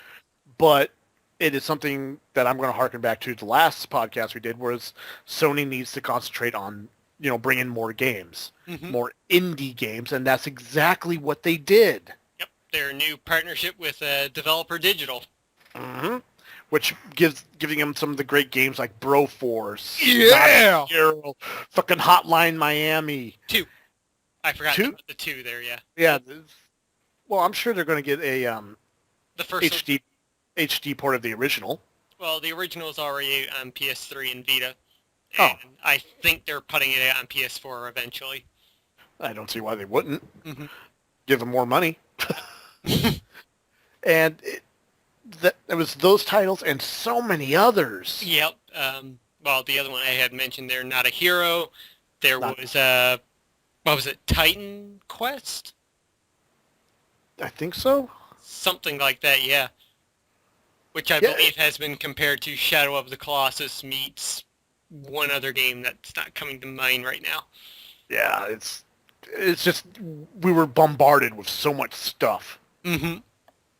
So many very popular independent games Yep. that are going to be ported over to the Vita and the PS4.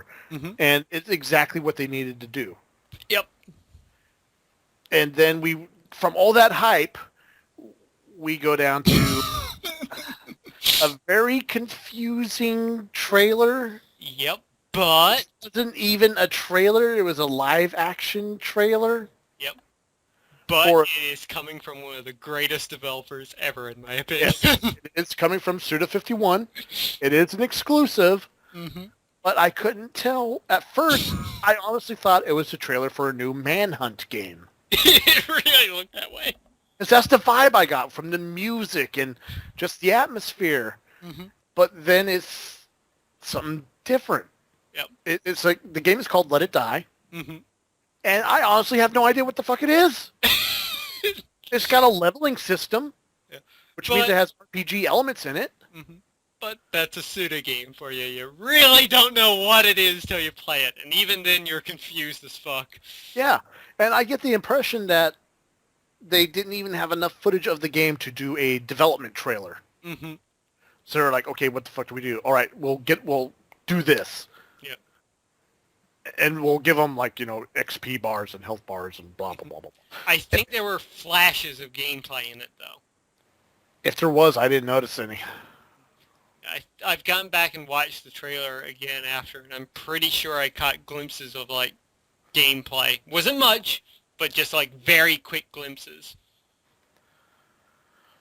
I'll have to watch it again because the few times I didn't see shit. I just saw a guy metal helmet smashing other guy. And Yeah. All right, well, I guess we can keep moving forwards. All right, so the next one, which I think I got to use the bathroom at this point. I don't remember this game. Okay, well, I guess I can take Abzu. Abzu. It's from one of the game directors of Journey, actually. Mhm.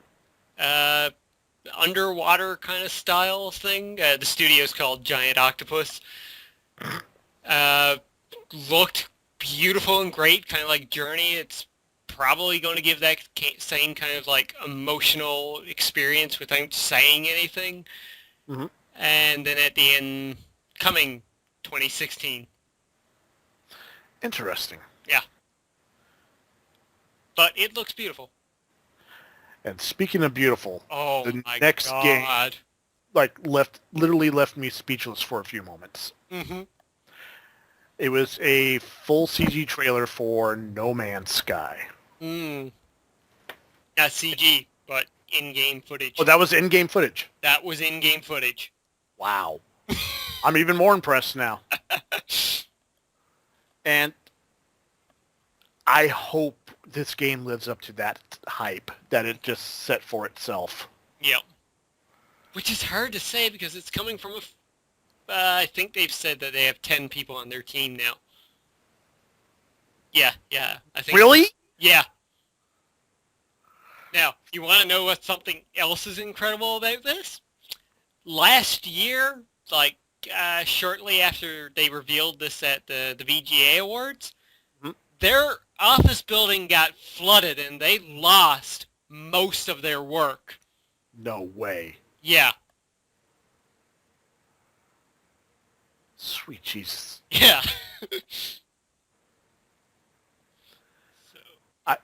Wow. Mm-hmm. I mean, I'm literally speechless. It was walking out of that cave, seeing all those weird dinosaurs all over the place, and then climbing into a spaceship and zoom right up through the atmosphere. Fucking, you're joined by, I guess, the rest of your squad. You fly through, down onto another planet, Yes! You literally have a universe to explore, and from what they've said, no person will start on the exact same place as another. So you boot up the game, you start off on a fresh new planet that nobody else has explored. Oh, that's crazy. Mm-hmm. Oh, I really hope they pull this off. Mm-hmm. Because it just looks so much fun. It's the game that it is literally the open world game. Mm-hmm. Oh, I hope they pull it off. Yep. I really do. Mm-hmm. And the next 7 things here are kind of quick to go through, I guess. Not much to say about them. Yeah, VR thing, Project Morpheus. Mm-hmm. PSN Network. Something about YouTube uploading now. Oh, yeah. Yeah, PC gamers have been able to do that for years. Well, it's direct YouTube uploading, hitting the share button, and where they've had it being able to upload to Facebook or Twitter, now you can directly upload to YouTube right away. That's cool, but a lot of the people I know like to edit their stuff first. Mm-hmm. Which we have Share Factory on PS4 now, which is a very powerful editor. Really? Oh, yeah. I can definitely provide you some examples of how amazing that thing is. My desire to own a PS4 has grown now. Now for the thing that really, really, really, really got me. Mm-hmm. Their list of free-to-play games. Yeah. For PC players, this is, old news. Mm-hmm. But for console players, how long have we been getting, just shafted on this? Yeah. Oh, I'd love to play this game, but I'm on console. Mm-hmm. Oh, I'd love to play this game, but my PC isn't strong enough. Yep. Now you can. And some of the games were like the one that really stood out to me the most was PlanetSide 2. Yes. A very good game I've played on PC. Yeah, exactly. But now you can play on the PS4. Mm-hmm. Let's see. Then they went over PlayStation Now. Just going back to the free-to-play stuff there. Sorry. Yes. Aside from the ones they showed, I can't remember exactly all of them now. Some of them were random. I think there was one for the Vita there as well. But they do have a ton more. I mean, they have EverQuest Next that's coming. Mm-hmm. They have H1Z1, their DayZ clone, basically. Right. It's going to be free-to-play and awesome. And even right now on PS4, we've got a ton of free-to-play games like DC Universe Online, War Thunder, not coming to mind, right? Warframe, that's the other one. And there's another one too, Blacklight Retribution on PS4. So, yeah. Now, a lot of your viewers might notice we're kind of spacing on a lot of things. Mm-hmm. At this point of the Sony press conference, Yeah. Someone took the stage that should not have been allowed on stage as long as he was. Yep. Even though he has taken Jack Trenton's spot. Yeah, it's just... How long was he on there? Like a good 45 minutes? Not that long, no. It felt... It felt that long, but no, I think it was more like probably 25 minutes or so. Okay, the best way I can describe this guy, I can't remember his name offhand. Mm-hmm. Imagine the most PC correct politician talking about video games Yeah. in a positive manner. Yeah. He did have some good things to say, though. I mean, He did. It's just... yeah. Well, let's continue with what he had to say. All right, so he went on to talk about PlayStation Now. Mm-hmm. Beta opens up next month to everybody. Mm-hmm. And then he went on to talk about Vita games. Mm-hmm. Very briefly, and the only person that remembered the Vita, apparently. Yeah. Which looks... I'm looking at your notes, and these are some pretty good games. Tales of the Heart, Mm-hmm. Child of Light, Tales of the Borderlands, Mm-hmm. which is that Tall Tale game prequel sequel Yeah. game that's coming out, which I fucking love their stuff. Mm-hmm. And then he went on to talk about the PlayStation TV. How there will be so many games you can play for free on the PlayStation TV. Which I commented, oh yeah, free to play after you spend $1,500 on a TV. No, that was PlayStation Now. No, he was talking about how you can play games on the PlayStation PC. I mean, TV. Yeah, that's the little Apple box thing. That What that was. Yeah. Yeah, well, once again, I can't, don't be mad at me. It's just... It all just merged together. It became one big blur at that point. I mean, God, even when they started talking about Mortal Kombat 10, it was kind of... Yeah. Eh.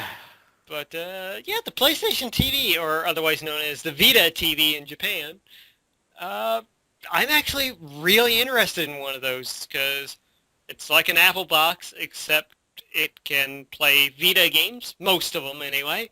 Mm-hmm. You can stream your PlayStation 4 to it, so if you have your PS4 hooked up in your room and you want to play in your living room, well, just hook up the PlayStation TV in your living room and you can stream your PS4 to it. That's awesome. What else was there? It can play any PS1 and PSP games on the PlayStation Store. And this is streaming, too. Yep, it is compatible with PlayStation Now, so once the service comes up, you can play PS3 games on there. Which is really good. Mm-hmm. It's just they should have found someone more energetic to talk about it. Yes. Because honestly, this should have been a bigger selling point. Mm-hmm. But for me, it was just, oh God, he's still talking. Yeah. Well, then we got Mortal Kombat X, though, which... Yeah, which... It was badass. the regular trailer, but they had snippets of 2 new characters. Mm-hmm. There was gameplay there. Yeah, actual gameplay that you could tell it was gameplay. Mm-hmm. And it looks good. Yep. With the 2 characters were interesting. You had the weird bee chick. Yep. But then you had the little girl and the giant mute guy. Mm-hmm. Which is weird. Yep. And we got to see some very brutal fatalities. Oh, God, yeah. And, the hype was building again, and then they brought us back down. Yep. I understand what they were doing. They were talking about how with the new PlayStation Network and everything, you're going to be getting entertainment as well, mm-hmm. which includes television and movies. One of the TV shows they were talking about... It's very interesting. Very interesting, but they had nothing to show. Yep. And For X and I, it was a really interesting thing because it's based on a comic book called Powers. mm-hmm. And they had the creator, Brian Michael Bendis, who is an awesome writer. We love his work. We didn't talk about it, but he shouldn't have been on stage. Especially with nothing to show. Yeah. Literally, they had one sketch, mm-hmm. one piece of concept art. Yep. And I've heard people talk about this afterwards. It's like, well, if you're just going to want to show people what it's like, show them scenes from the comic book. Yeah, which they had little panels here and there, but they never really went into much detail. It's like, yes, he's a cop who specializes in s- taking care of Powers cases. Well, they have to call it Powers because the term superhero is owned by Marvel and DC. Mm-hmm. So a lot of the independent guys can't use that term, so they have to come up with new terms. Mm-hmm. In this book's case, they refer to people with superpowers as powers. Mm-hmm. Little bit of history there. So anyway, so this cop, he specializes in deaths the deaths of powers, of these super beings. Yep. When, like, say Dr. Doom is found dead face down in a strip club, Mm-hmm. he's the guy that would come in to do the investigation. Yep. Brilliant premise for a book. Mm-hmm. Just, god damn it! One piece of concept art, and it wasn't even that good. There's a guy standing there looking at his suit while looking out a window, and all these people are flying by. Mm-hmm. And then I did a little research, and they haven't even casted anybody for this damn show yet. Yeah. And it comes out in, what was it, December? Yeah, that's what they said. It's slated to air in December, and they don't even have a cast yet. Mm-hmm. Well, let's move on to the actual good thing they showed. Yes, the good thing that it showed when they mentioned movies was Dun, dun, dun, dun. Ratchet and Clank movie alongside of the remastered game. Mm-hmm. That the movie looks awesome. It does. It looks on the same level of quality as Disney, Pixar, DreamWorks, any of those companies. Yep. Takes place within the Ratchet and Clank universe. It is Ratchet. It looks like an origin story. It looks like your origin story, but if done right, it's going to be. It looks entertaining. Mm-hmm. Like if I'm bored, I might watch it. Mm-hmm. I will be there day one. Of course. And they just should have mentioned the movie. Yep. They should have just did like a brief listing of possible TV shows they're going to have and then showed the movie. Mm-hmm. Yeah, and even just briefly mention, like, save the trailer for Comic-Con. Exactly. But they did the smart thing right after that. They went back to their games. Mm-hmm. And the next game that they showed was The Last of Us Remastered for the PS4. Mm-hmm. Very spoilery trailer. Oh my god, yes. But for those of you interested, if you get the game, you'll be getting the DLC included. Mm-hmm. Which should be interesting because how will that play out in the game? Mm. Well, I would imagine it'd be just a separate option to click on. Or, well, because the way they showed it in the trailer, it looked like it's already intertwined in the story. Oh, yeah, they could have do that because, how the DLC worked, they could really just put it in the story itself. Yeah. Like, will it take place before the story or as a flashback? Mm. Yeah. But we shall see. Mm-hmm. And it looked good. Yep. I mean, personally, I couldn't really see that much of a difference. But there was a few shots here and there, like buildings, backgrounds, a few of the character models. Looked a lot better, a lot more crisp. Yeah. And especially Joel, from the scene where he was holding his daughter to, I guess, current time Joel, he did look a lot older. Yep. That much more detail was in his face. Mm-hmm. And then from there, they were hitting it. They saved the big guns for the end. Oh, yeah. Metal Gear Solid, The Phantom Pain. Holy shit. My God. Like, I wanted to play this game already. This just made it even more so. Mm-hmm. It gives you a bit more of a story of what's going on. And just a little snippets. Like, you kind of understand more of why, for starters, they call it the Phantom Pain. Yep. I'm not going to say anything because it might actually spoil the story for those who hasn't played Metal Gear Solid Mission Zero. Yeah. Well, I'll say one thing. It actually got me to go buy Metal Gear Solid Ground Zeroes after Really? I saw the trailer, yeah. It was on sale, so I figured why not? I'll pick it Yeah, up now. okay, I can understand that. Hmm. But my God, I want it even more now. Hmm. Yep, It same it here. just looks so like honestly like it's going to be the most emotional Metal Gear Solid game to date. Yep. But the humor is not out of it because during E3 week they did have a 30-minute demo of the game. And during one section of it, you know in Peace Walker where you can knock out enemies and like tie those balloons to them to send them off back Uh-huh. to base? Well, in the demo they showed there was a sheep and they knocked out the sheep and attached one of the balloons to it and sent it off into the air.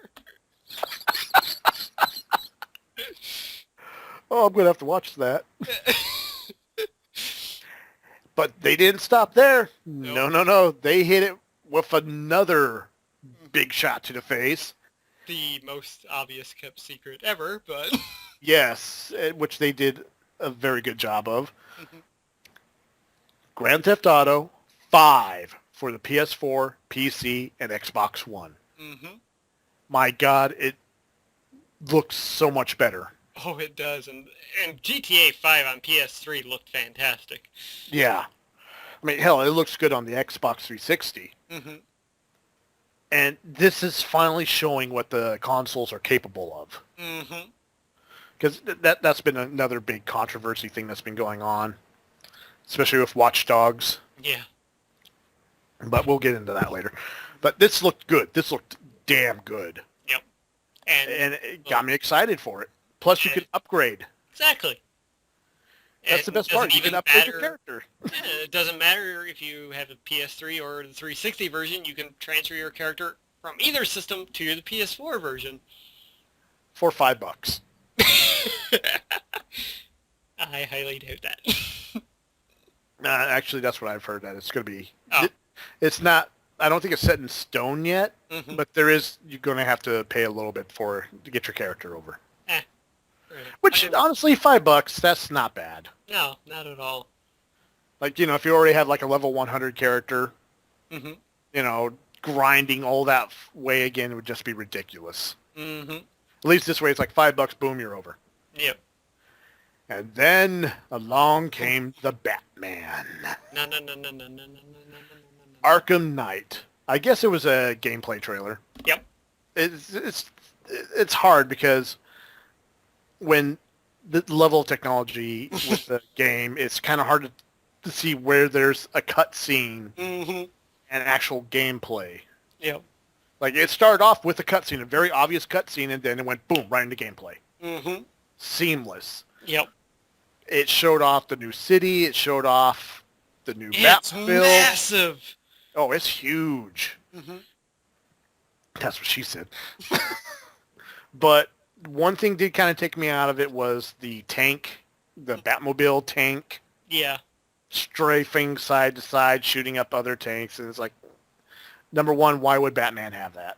Mm-hmm. I think Batman- they clarified afterwards that those were unmanned tanks. Yeah, but still. Yeah. Anytime Batman uses a gun, it takes me out of it. Fair enough. Let alone a tank. Mm-hmm. Unless it's like old Batman. Mm-hmm. And then Sony...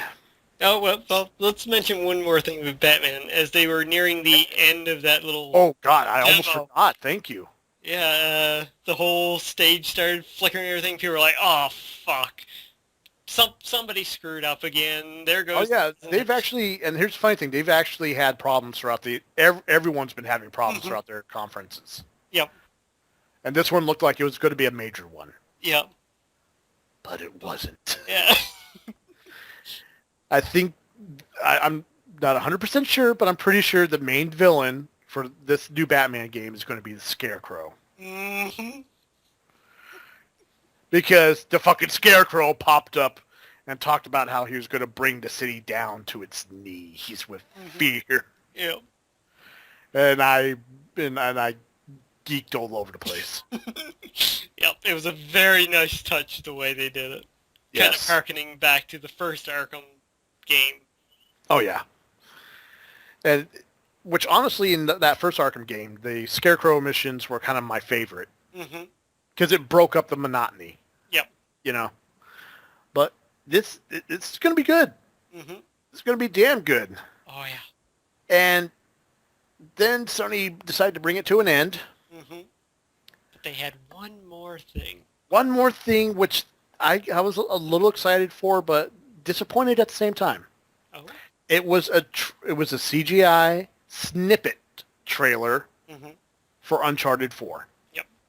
However, given with past on Naughty Dog games, we pretty much know that CGI trailer is going to be very close to what the end game is going to be like. Yes, and it was interesting. It showed Nathan Drake. That is the character, right? Okay, You're right. yeah. As soon as I said Drake, I thought Robin. It's like, uh-oh, am I getting confused? Senility kicking in already? But no, it shows him kind of waking up in a stream, kind of gathering his wits, looking around and finds a gun, starts cleaning the gun, and then he kind of walks off into the forest. Yep. And that's where the trailer ends. Yep. And all the while we have the back and forth between him and Souly. Yeah. Which really sets the mood of this could very well be the last adventure of Nathan Drake. And honestly, it would make sense because he did look a lot older in this one, too. Mm-hmm. Yep. Like, he for starters, his frame wasn't as large as in 2 and 3. Mm-hmm. He looked tired. Mm-hmm. He honestly looked tired. Yep. He was just like, oh, fuck, I gotta do all this shit again. Yep. And so that was the Sony press conference. Mostly good. Quite a bit of a lull near the end. Yeah, I think overall the Sony one was, an hour and 40 minutes? No, it was like 2 hours. Oh, Jesus. It started at 10:30 and it ends slightly after 12:30 my time.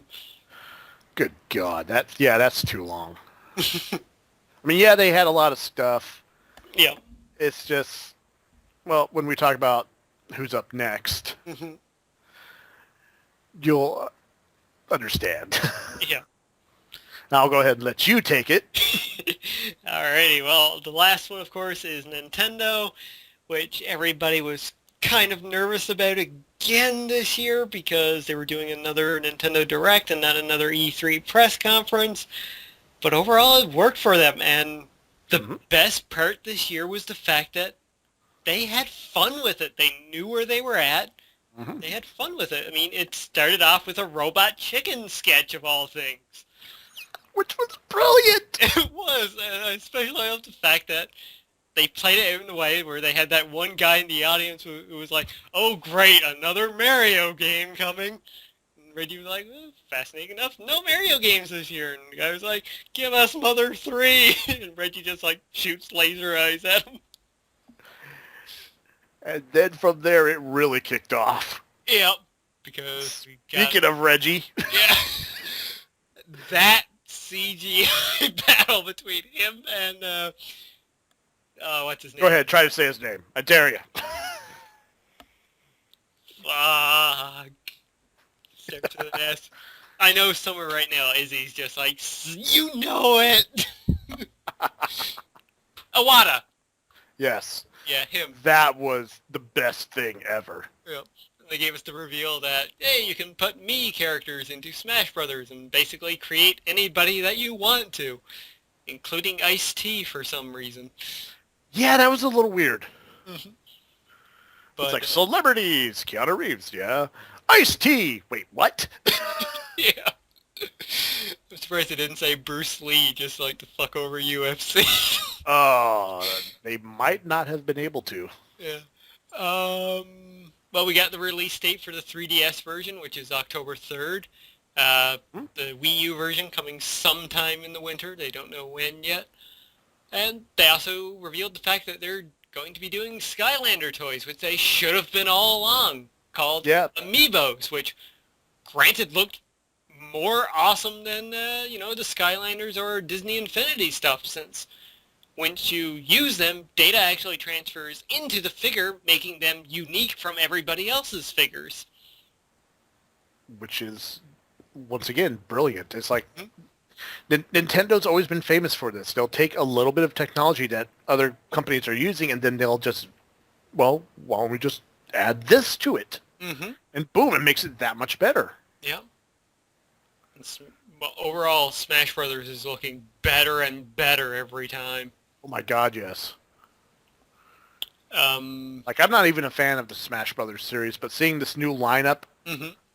I'm just like blown away. Yeah. Speaking of lineups, it wasn't announced in the press conference, but revealed afterwards. Pac-Man is in the game as well.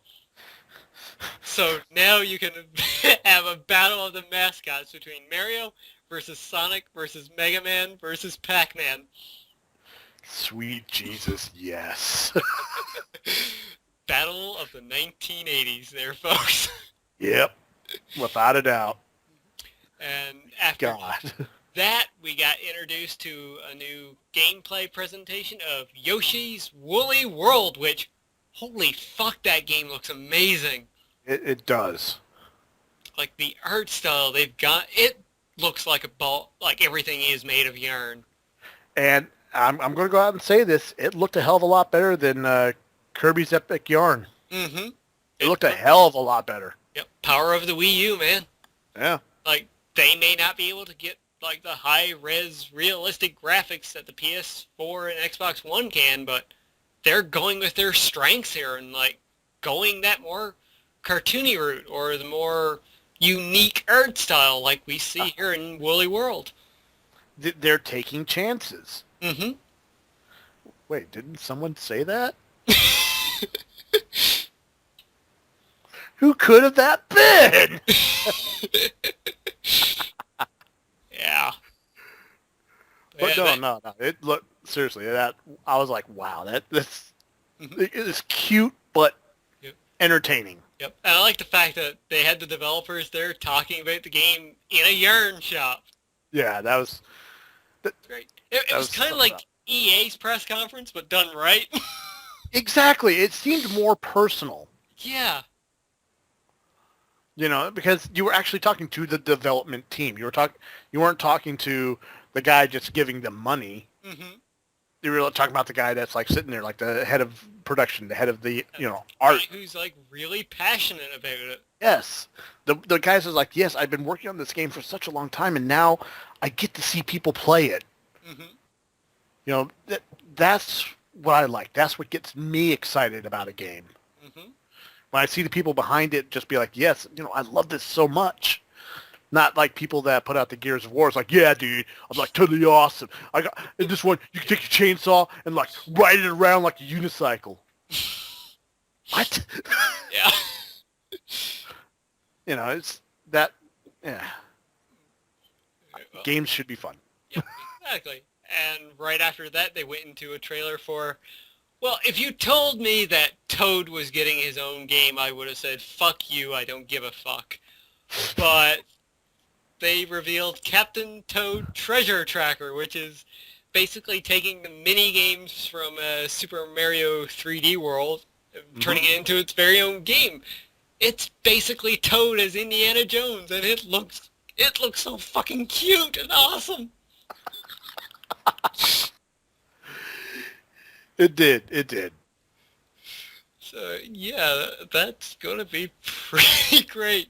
And they went from that into, which I believe was aside Complete from epicness. yeah, aside from like Smash Bros on 3DS, I think this is really the only other 3DS game they showed off, and that was Pokemon Omega Ruby and Alpha Sapphire, which, oh my god, like, it's annoying sometimes when we get like remakes and rehashes, but holy crap, they've really upped this game this time.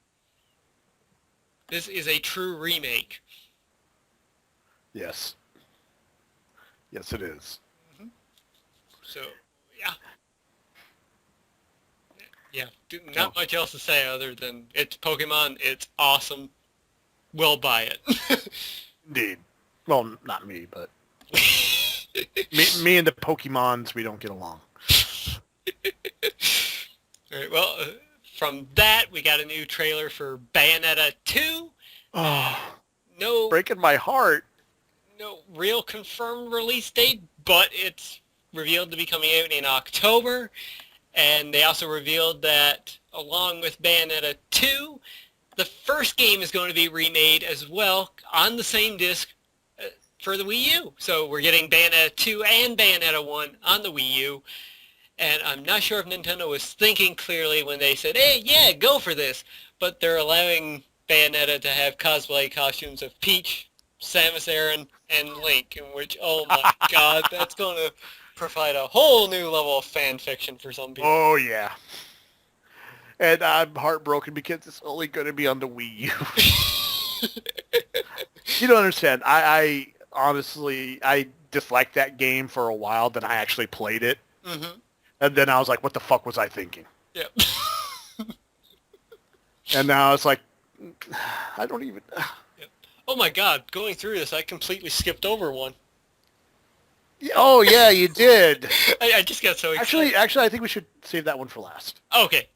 Well, Because I've actually got a few theories on that one. okay. We'll save the big one for last then.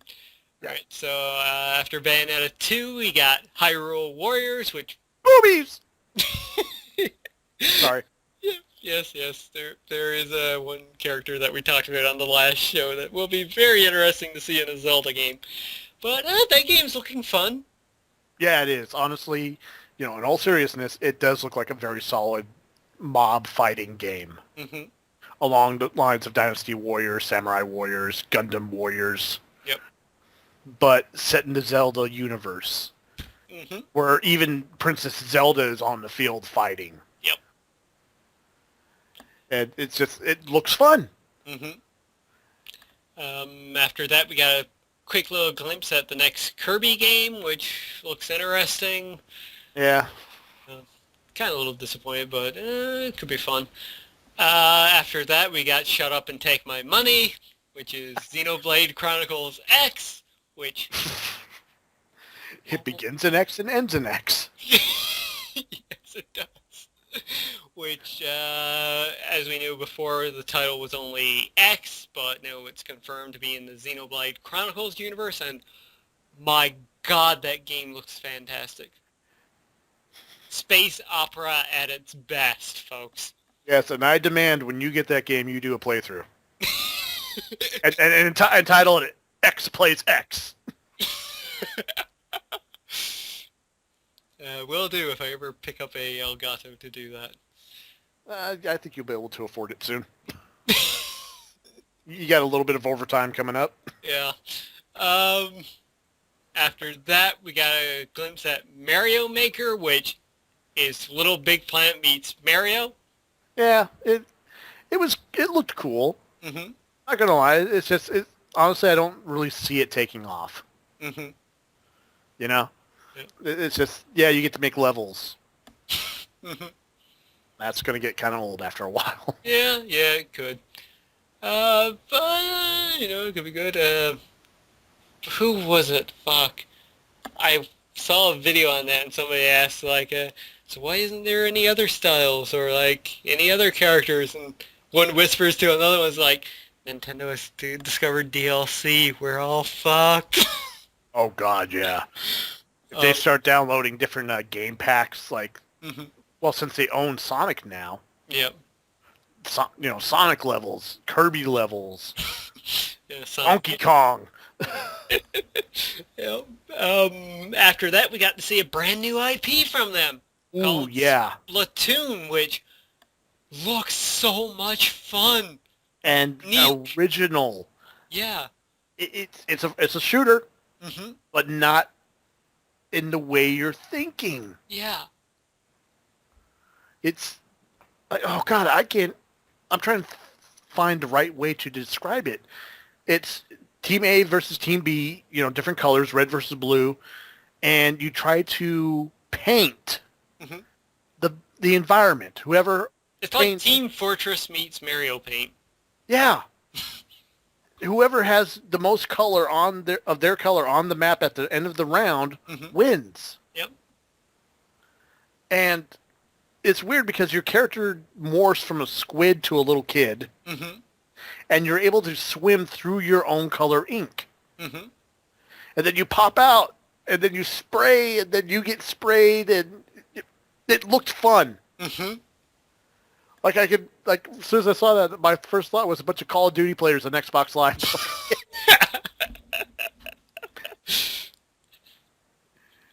and all the profanity that goes along with that. But once again, when they did this, they had the development team. Yep. 3 guys. I love the fact that they had the game in mind and they ended up in an aquarium where you know what? Squid. Yeah. Which makes sense. Yep. In crazy Nintendo logic, if you're going to have a game where you're painting around, why not the main antagonist characters be squids? Because squids shoot ink. Brilliant. Exactly. Take my money. Oh, man, yep. Before we mention the last one got on my list, let's go back to the one I skipped over. Yes. And that's the developer came on screen and started talking about how they were developing the next Legend of Zelda game on the Wii U and wanted it to be, special and something unique and different. And then he was like, so let's take a look. And he snaps his fingers and, oh my fucking god, it's the Legend of Skyrim. Yeah. Legend of Skyrim? Well, Zelda, open world. Yeah, Skyrim. okay. I was going to lean more towards Grand Theft Zelda, but... Yeah, the very first real... the past Zelda games have been kind of open world, as he said, but this is the first one where it's truly going to be open world. He was like, yes. You see those mountains in the back there? Yeah, you can go to those. And it's in a world that we know. It's it's Death Mountain. Yep. And the whole time he's talking, you see the environment behind him slowly building up. Yep. It looks beautiful. Then when he snaps his fingers, it comes to life, and it looks like a real place. Even though it's all, cartoony. Yeah, it's kind of cel-shaded, but not at the same time. And then you see the protagonist, which I've heard a lot of bitching online about, which gives me my own theory. You see a young elf character, blonde hair, riding along, and suddenly monster attacks, and the character starts fighting the monster. That's when you notice the character is wearing a blue tunic, not a green one. And everyone, at no point do they say this is Link. Which got me to thinking, because, number one, the character's using a bow. Yep. And was wearing a very unique-looking scarf, which I recognize from a couple of the other Zelda games. I've come to my own conclusion. It's Link and Zelda's kid. Yeah. Yeah, now that you mention it. Because it was elven, but not female elven, It was definitely a boy. Yeah. But the kid had all of his parents' weapons.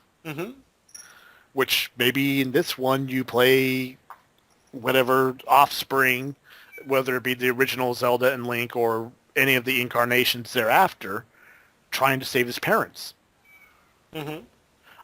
My God, how awesome would that be? Yeah, that would be pretty damn cool. So that's my theory. And I wish I had a Wii U so I could play this game. I know. I gotta get a PS4 first. Yeah. That was the whole thing with Nintendo show. As they were going through everything, I was like, I want to play that. I want to play that. I want to play that. It's like, holy fuck, I have to go buy a Wii U now. Yeah, and then there was the teaser. Yes. Fucking Miyamoto sat down at his desk, turning around, he's clearly playing a game. Which is slightly blurred. Yes. Just slightly. Slightly blurred out, and he's like, I'm doing some more new advancements with it. But as you look at the screen, You can clearly see what it is. Yep. It's a flight game. It's fucking Star Fox on the Wii U. Oh yeah. I called it. That you did. I will give you 100% credit on that. That was actually one of my mind-blowing predictions, something that would like completely blow my mind, and it happened. I know. Actually, both yours and Israel's. Mm-hmm. All my stuff was just I was just kind of bullshitting. I was like, wow, I was kind of right. Yeah. Well, they did talk about not the Oculus Rift, the Morpheus. Mm-hmm. You know, it's like whatever stuff I mentioned came up. I was like, wow, shit. Damn, I'm more in tune than I thought. But yeah, Star Fox on the Wii U, and Nintendo throughout the week had like more press stuff showing off more stuff. But it was confirmed that that was Star Fox on the Wii U. It's a very, very early build, and they're still working on it. Mm-hmm. And I think one of the guys on IGN said that they're looking for another developer to help them with it. But they're working on it. They're working on a new Star Fox game. And it's about damn time. Yeah. And with the Wii U pad, it's probably going to be pretty fucking awesome to fly a plane around. Indeed. So. Indeed. Especially if it has, like, lean controls. Yeah. So yeah, that does it for Nintendo, and I think we can both agree that Nintendo won this year. Yes, and I can tell you why they won it. Number one, they concentrated on fun games. Mm-hmm. Like you mentioned, every game you saw on Nintendo, you were like, I want to play that. I want to play that. Yep. It invoked my childhood. Well, even if it didn't invoke your childhood, it looked fun. Yep. Yep. I mean, even the weird Splatoon, Mm-hmm. that looked fun. Yep. And plus the fact that mixed with they kept it short, Mm-hmm. to the point, Yep. without a lot of pointless filler. Yep. And the filler, what they had was funny. Yes. It entertained you. Their whole conference, I can't really say conference, their whole presentation. Yep. It was entertaining Mm-hmm. from beginning to end. Yep. Which was a lot of the problems with a lot of the live conferences. Mm-hmm. They were trying for entertaining, but Yeah, it kind of failed. kind of failed in a few areas. Mm-hmm. Like, for example, with Sony, the letter reading. Mm-hmm. In my opinion, that went on too long. Yep. Along with the boring guy talking. Mm-hmm. That went on way too long. Yep. But no, clearly Nintendo, as they like to say on the internet, won this E3. Yep. Without a doubt. Mm-hmm. So as we near the end here, why don't we just do our top 3 takeaways from like the entire event? Doesn't need to be in order of 1, 2, 3, but just like 3 big things that like you took away from the event. They either excited you, made you happy, or just impressed you.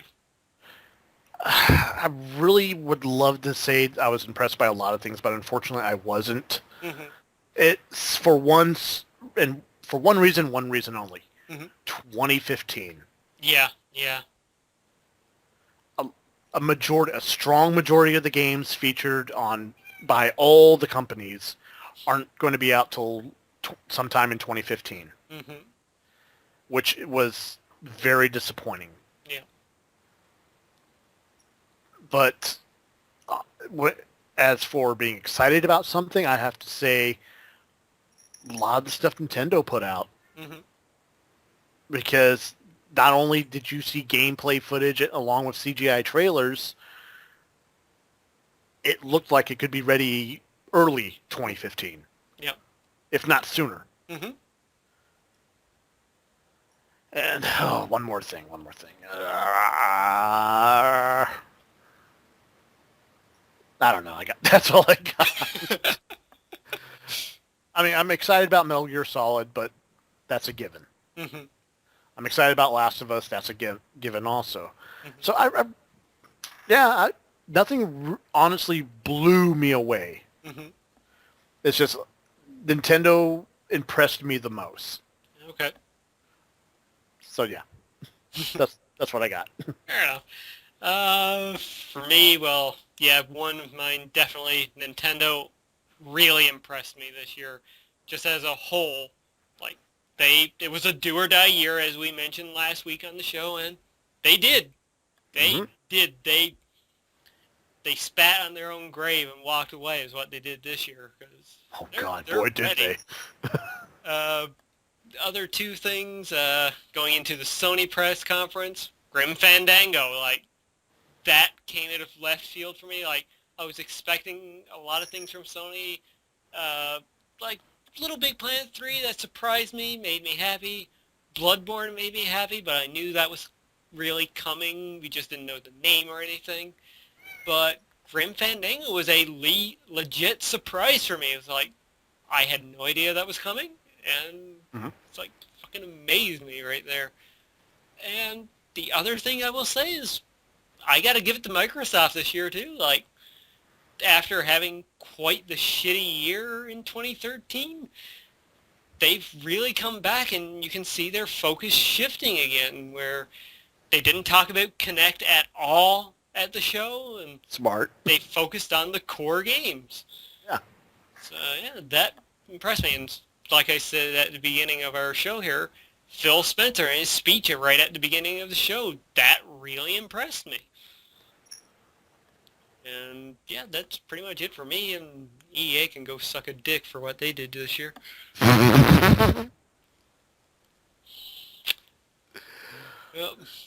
Well, wow, we have been going for quite some time here. There was a lot to talk about. Yeah, there was. So I think we can kind of bypass the been playing, been watching, and been reading section. Yeah. And the other stuff. Just jump into the shameless self-promotion. All I've really got to say is Ride to Hell and comic book pickups. I'm hoping to get some more videos out soon, but with how work is going, yeah, it's going to be difficult over the next couple of weeks. Yeah, I hear you on that. A lot of the stuff I want to do is actually put on hold because of the job situation. Mm-hmm. It's just I need to focus on this more than, having fun. Mm-hmm. But when I get a chance, I'll jump at it like today. Mm-hmm. Hopped on here with you. Mm-hmm. And shameless self-promotion, Marvels.com. Damn it, read our writings. Business is picking up there again, damn it. Indeedy. We got a whole new layout. Everything's bright and pretty. Even got a couple new members. So, yeah, link down below. Yep. There's my shameless self-promotion.